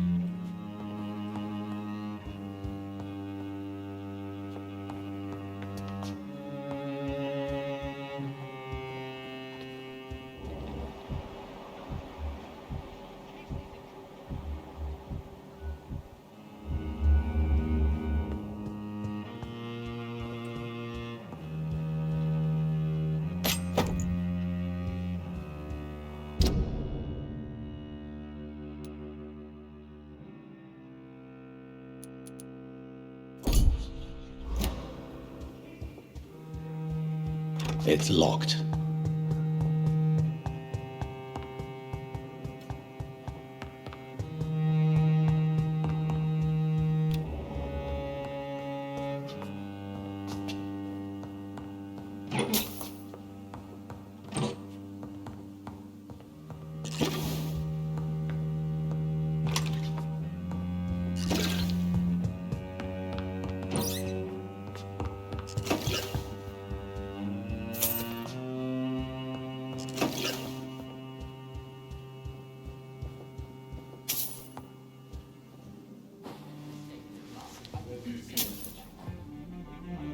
Good evening.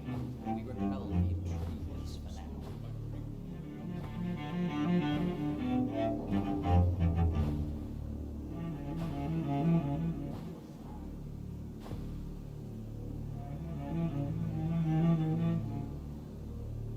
My good friends, if I may have your attention.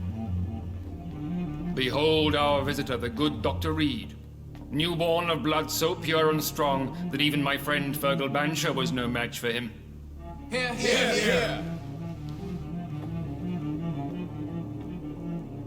Come forward, young Ekon, for we have so much to discuss. Welcome to the Ascalon Club, Dr. Reed. I am Lord Redgrave, Earl of Bristol and chairman of this exclusive association. Lord Redgrave. At last we meet. I've been eager to make your acquaintance. I've heard some astounding things about you. Please accept my condolences for your loss, Dr. Reed. Thank you, my lord. Lady Ashbury expressed your wish to meet me. Yes. The lady has always been a useful acquaintance, though not always reliable. Is she a good friend of yours? She has proved to be helpful on many occasions. The centuries have taught me never to trust a woman completely, especially if she is a mortal. Too prone to emotions, if you ask me. Too fickle when it comes to important decisions. My lord, do not expect me to speak ill of Lady Ashbury. Of course not, and I praise your loyalty. Would you offer the same fidelity to the Empire? What do you mean? I speak of the Skull Plague that threatens London and the country. You have been on the front line in the East End, but the time has come to open up a second front here. The epidemic has escaped the quarantine. You have new cases of the outbreak. We don't know for certain, but we cannot allow the disease to threaten the prominent heads of Great Britain.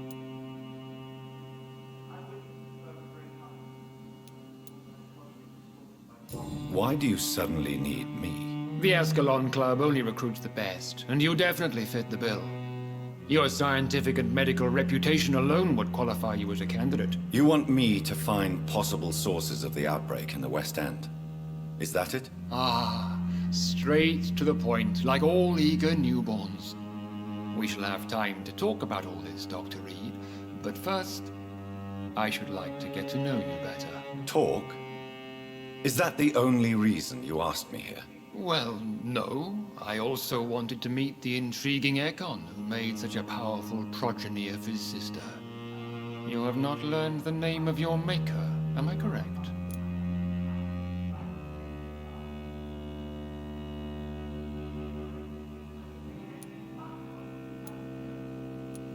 No, I haven't. Have no embarrassment, Dr. Reed. We all make mistakes. But whatever your lineage, you are definitely Ascalon material. What do you mean? I would like you to become a member of the Ascalon Club, and to serve me as such. Before I accept, I have so many questions. Please ask.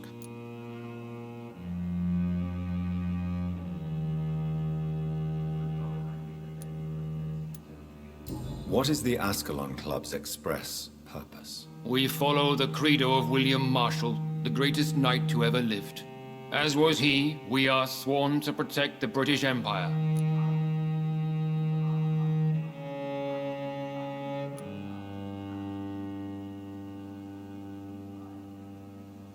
William Marshall founded the Ascalon Club. Not exactly. William Marshall granted me immortality, and I founded the club a few years later.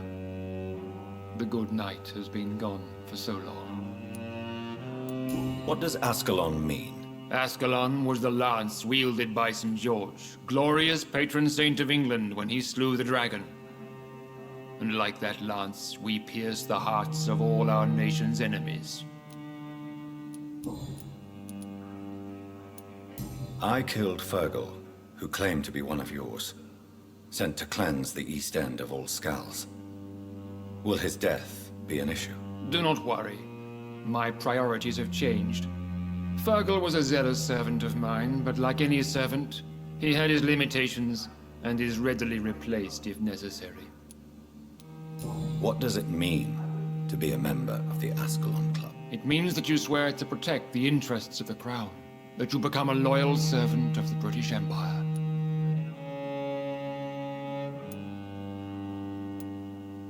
Do you have any official recognition from the government? A charter from His Majesty the King? No. Of course, the Ascalon Club publicly supports the Empire, but the true nature of its members remains a secret. Am I supposed to follow orders? As founder and chairman of the club, I alone am entitled to make demands of our members, and I do appreciate obedience.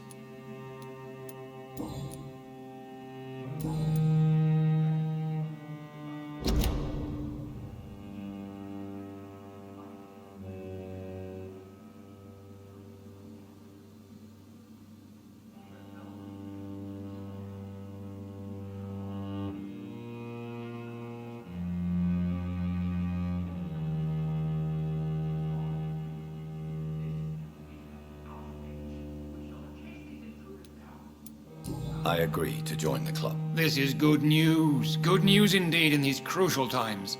Let's inform the Assembly formally and proceed with your initiation. My initiation? Fear not. Nothing fancy nor dangerous. It is just that we, the members of Ascalon, believe that tradition and custom are the backbone of this country.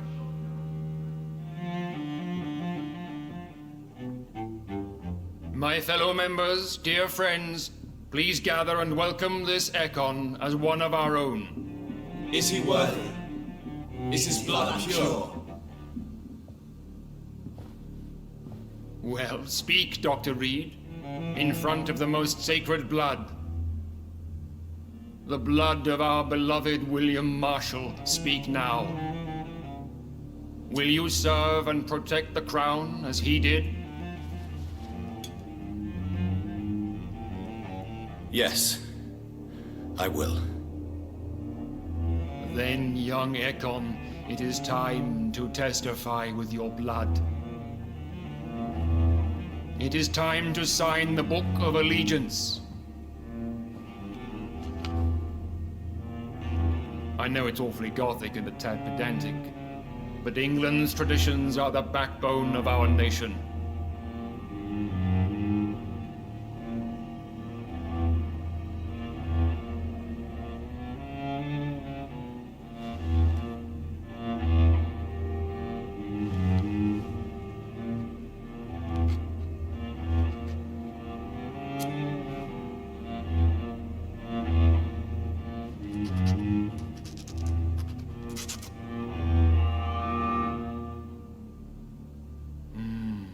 Delightful.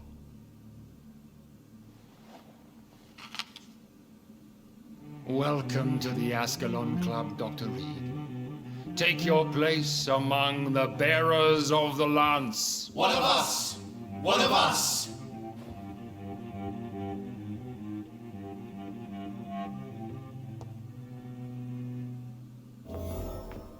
That went well, did it not? It is always useful to bolster the troops' morale, especially before a difficult battle. You have the makings of a general, my lord. I was, though very long ago. Well, not quite a general, but a proud defender of the crown. So why did you really want to meet me? Straight to the point again, young Ekon. All right, let's talk, you and I, Lance Sparrow. I'm listening, my lord. According to my spies, you have worked with Dr. Edgar Swansea on the epidemic, and your findings were quite alarming.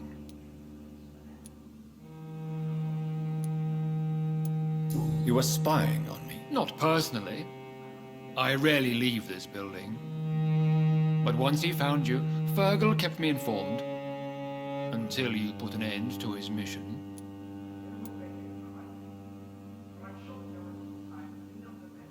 Who was Fergal? I don't see him sipping tea with the others in the club. Fergal Banshire was my squire of sorts. Even before becoming that magnificent beast, he was a brute. He served me well for decades. No, I mean, what was he? He was clearly no ordinary vampire. No, he was a Volcod, all muscles and instinct. Quite the rare breed, ferociously territorial. Mortals often mistake them for werewolves. You do know I killed him? Yes. Will you bear ill will towards me for his death? Of course not. Your victory was quite impressive and courageous. You earned my respect.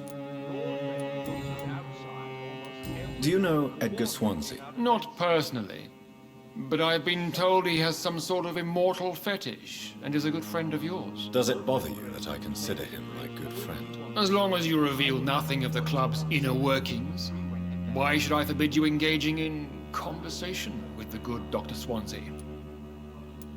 Yes, I'm convinced the recent invasion of frenzied Scals in London is directly linked to the epidemic.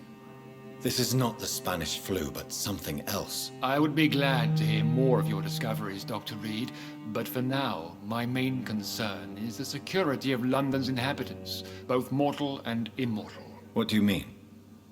Alarmed by the epidemic, the Guard of Prewen has started a war against us British vampires. To appease the situation, we must eradicate the Scals.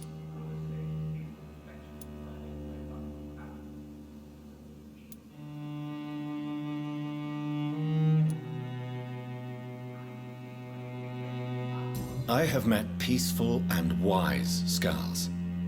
To exterminate them means we are no better than vampire hunters. Skulls are hideous, shameful creatures that give all Ekon a bad name. So, what do you want me to do? I want you to investigate the city thoroughly. I have reason to fear there are cases of contagion in this part of town. Our absolute priority is to find and cleanse them. And how would you like me to proceed? By all means necessary, Dr. Reed. You are now a member of the Ascalon Club and you have carte blanche. Interrogate the locals, follow all the leads you find, and get results. Vampire revealing himself and singing obscure songs around the city. You malevolent. Skulls have been spotted everywhere in London. We are losing this fight.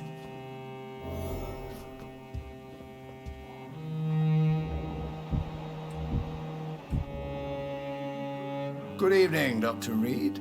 How does it feel to be this evening's centerpiece? Figuratively.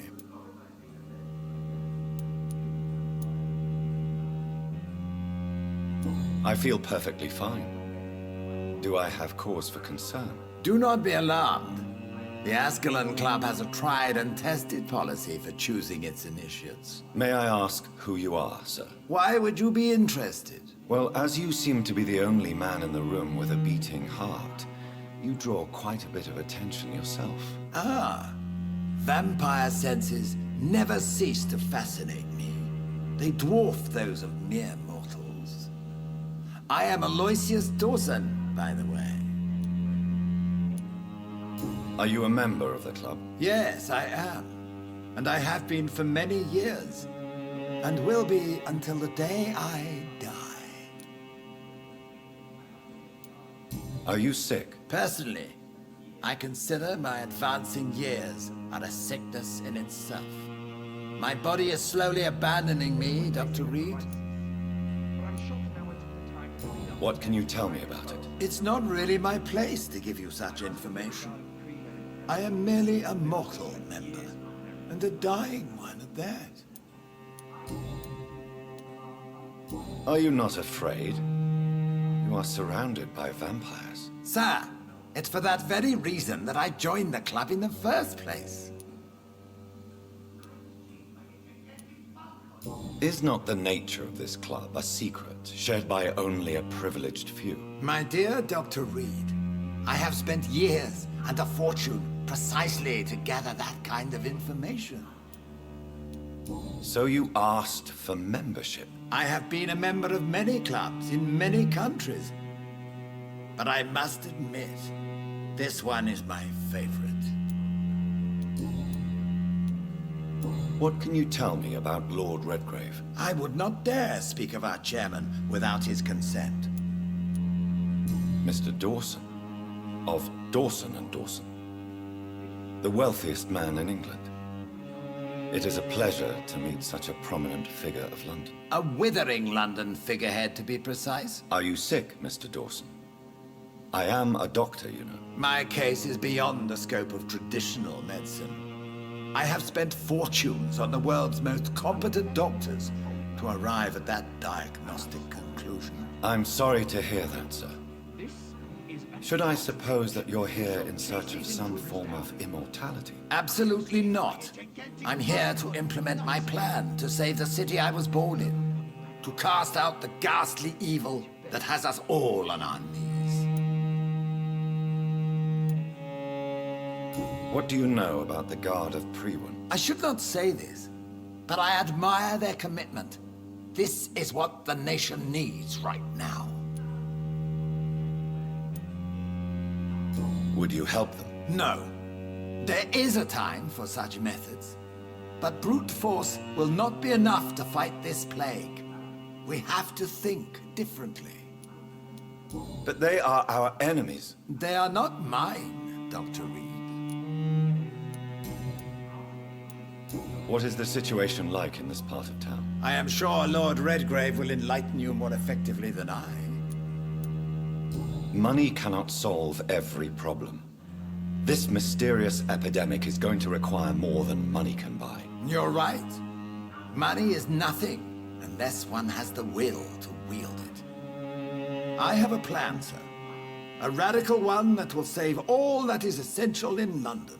What is your plan, then? Quarantine and barricades are futile.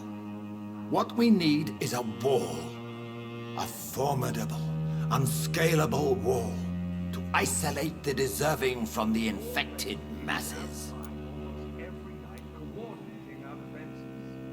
But that would segregate the rich from the poor, would it not? It would be unjust. Our only course of action must be to save England. And to save England, we have to make sacrifices. Are you not mistaking sacrifice for summary execution? Why do you care? Are you not a vampire? Removed from all mortal concerns? Decisiveness is what the city needs, and it needs it now.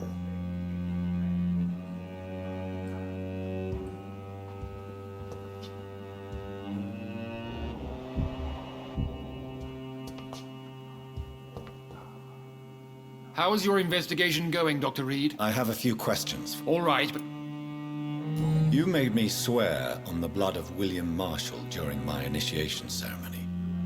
Why was that? William Marshall was the most glorious knight who ever lived. He served 5 kings, and was a living example of probity for all. And he was my maker.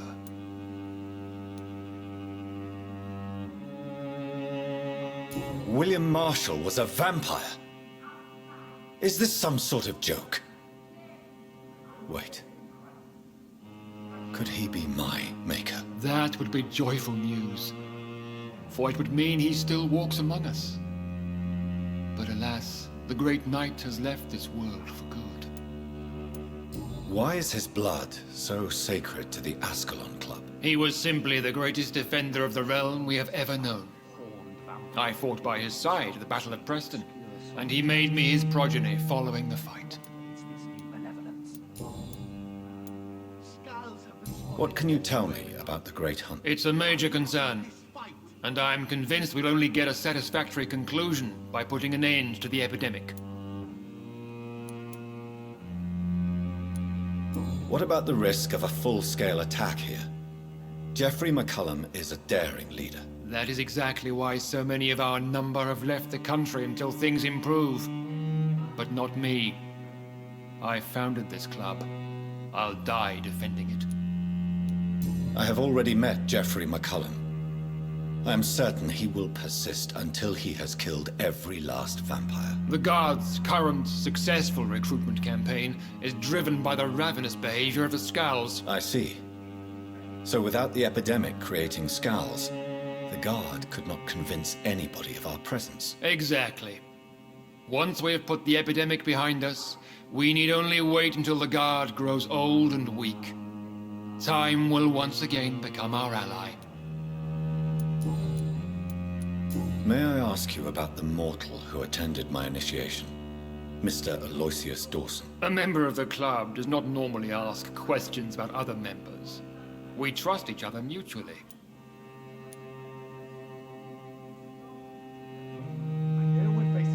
So he really is a member, then? Indeed. Only the most eminent members are allowed to attend such ceremonies. Even if I admit some of us fled during the first hours of the Great Hunt. But Mr. Dawson is mortal. Are you not afraid he might reveal who you are? Especially to your enemies. Aloysius Dawson is a man of his word, as are all of us. This is the Ascalon Club, Dr. Reed. We do not grant access to the unworthy. Goodbye, Lord Redgrave. Godspeed, Dr. Reed. We are counting on you.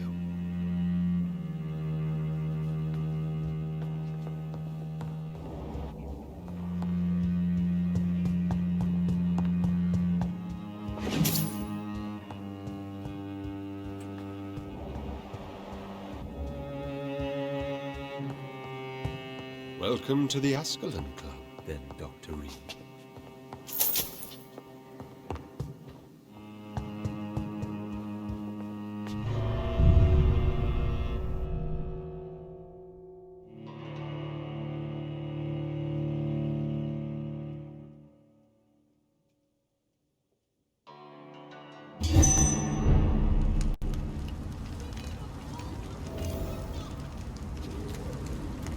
I think Lord Redgrave just suggested I was sired by an ancient vampire. Right to vote is only the first step. Support the equality between men and women. Good evening, Miss Ashbury. And good evening to you, Dr. Reed. I'm investigating the source of the epidemic in this district. Have you noticed anything unusual recently? A few days ago, I spotted a strange house while campaigning for women's suffrage. Awful smell. No answer when I knocked. Where is it? It's the Mullaneys, a nice family who live in a big house near the park in the eastern part of this neighborhood. Goodbye, Charlotte. Give my best regards to your mother when you see her. She's been quite busy these last few nights. I suspect you may see her before me.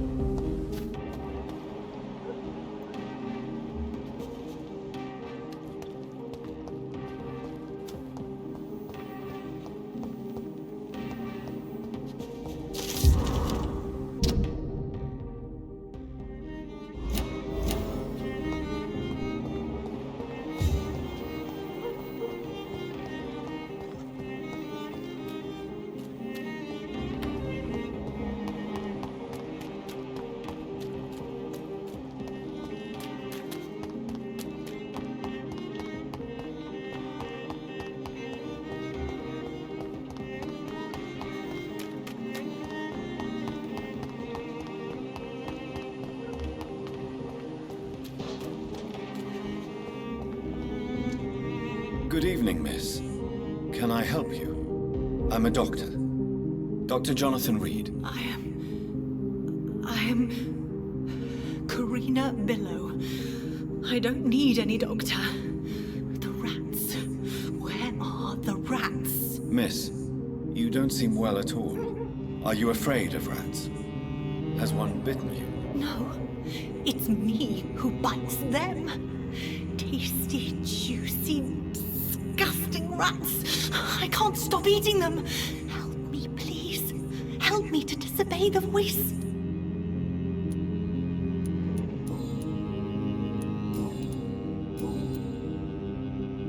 What happened to you? The rats.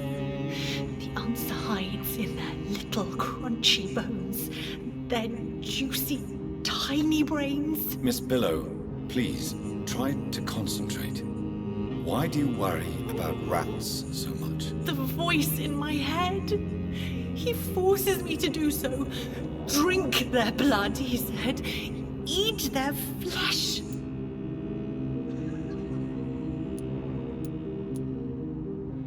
Tell me about the voice in your head. Who is it? Can you describe it? Is it someone you know? Someone you met? Keep your mouth shut, he said. Don't ever speak about me, or I'll abandon you. Help me, please, Doctor. Do you feel compelled to obey that voice, Miss Billow? Even if you're loath to submit to it? Yes. Please. Help.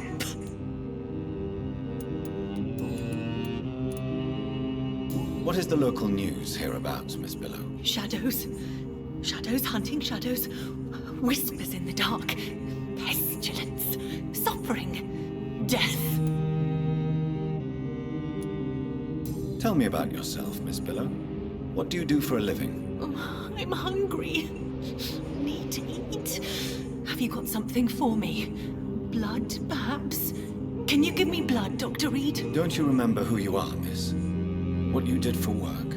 I was strong, proud. I campaigned for good causes. But that was before. Before. It does not matter anymore. I'm so hungry.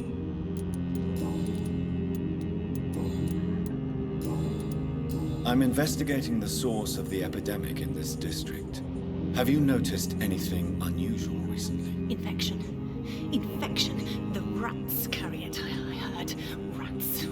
Rats. Rats. Many rats around that big house. Funny smell, too. Dead flesh. And where is this house? West of the park. not very far. A big house with no sound, no light, no life left.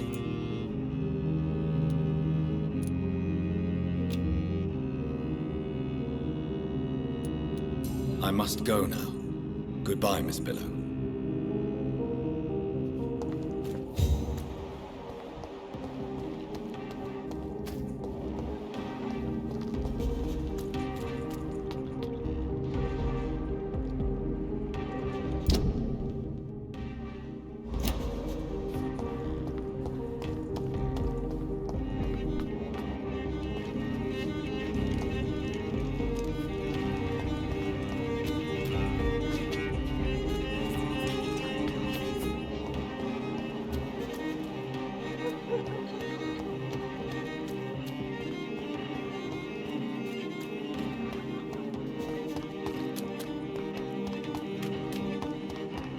Why are vampire hunters sniffing around here? I need to find out what they're after.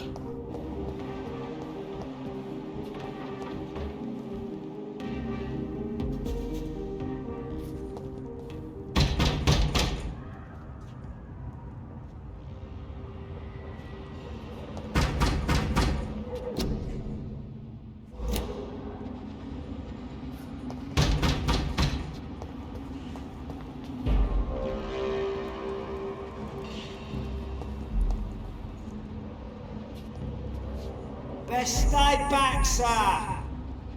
Step away! See them fancy clothes?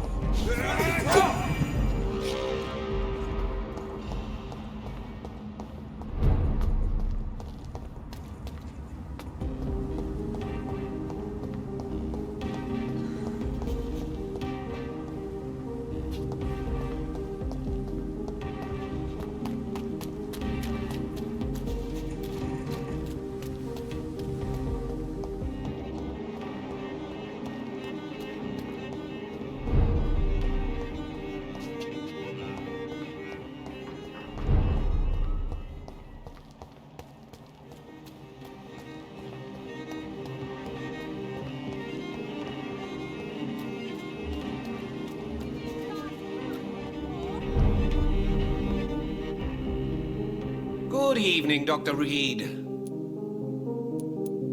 I'm investigating the source of the epidemic in this district. Have you noticed anything unusual? Not really. Wait, now that you mention it, I don't see the McPhersons in my favorite restaurants. They love delicate meals too, you understand? Thank you. It may be nothing, but I'll investigate anyway. Where do they live? They have a house in the southern part of the district, somewhere north of the railway bridge. There is a courtyard, if I remember rightly.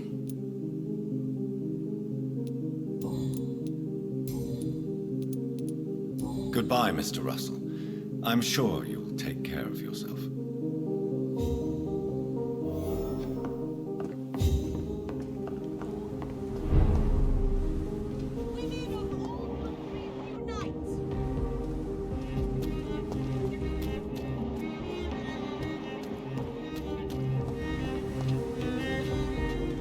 Good evening, old chap. Are you all right? I won't lie to you, Johnny. I'm not a well man. Do you need medical assistance? It's a little late for visiting hours, don't you think? I will see you. I'm investigating the source of the epidemic in this district. Can you help me? Infection is everywhere these days. And if you ever go to the park near that swanky house belonging to the Mullaneys... Yes? What about the Mullaneys? What about their house? Not enough noise for a big family with children. Not enough movement. Closed doors. What is going on in there?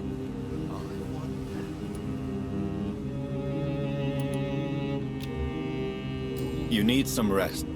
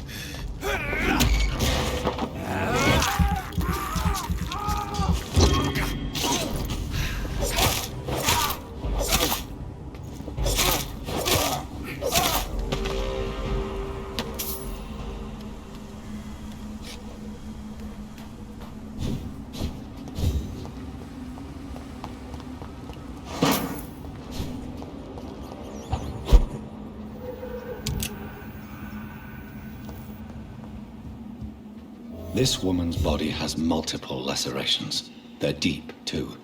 Whoever did this was driven by rage.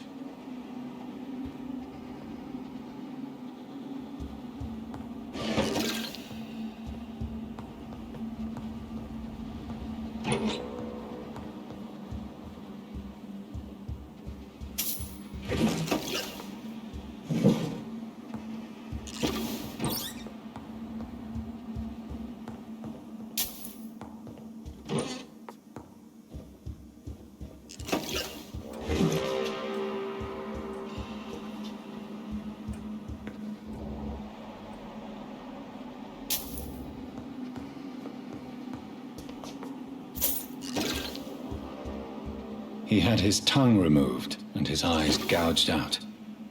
He was a victim of brutal torture.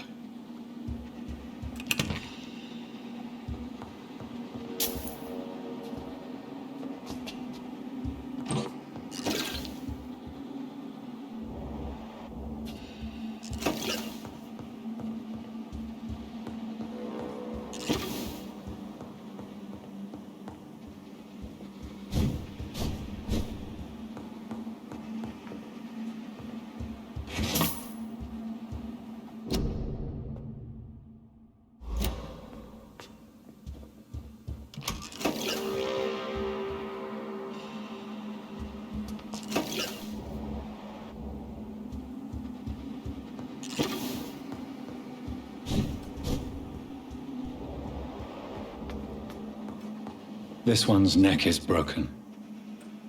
He was young. Probably the son.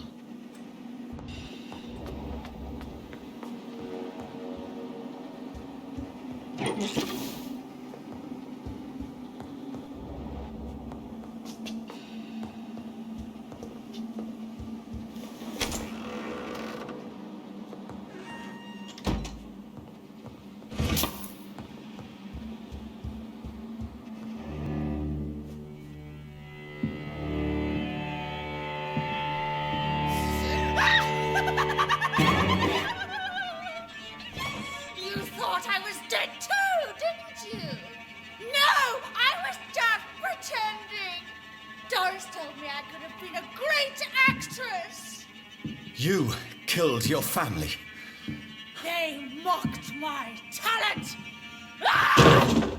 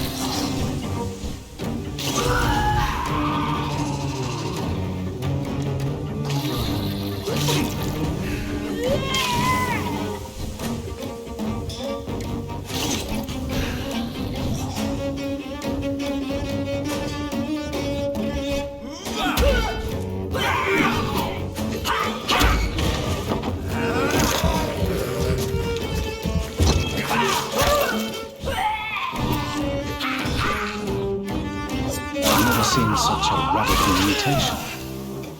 Could it be a new stage in the disease's evolution?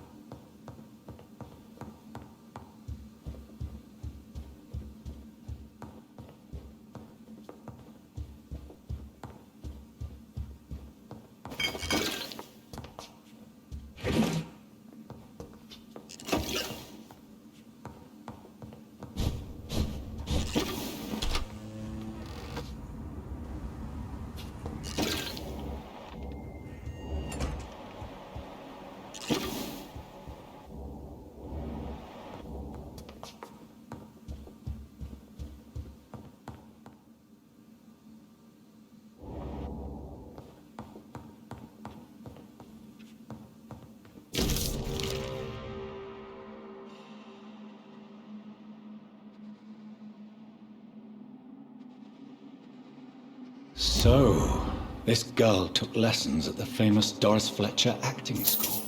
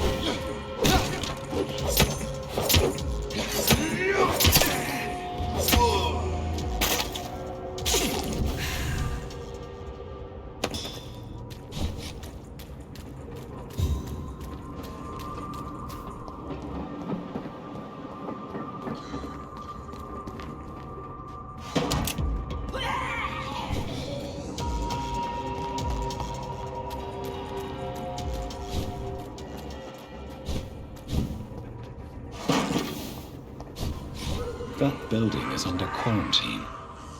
Could this be what I'm looking for? It's locked.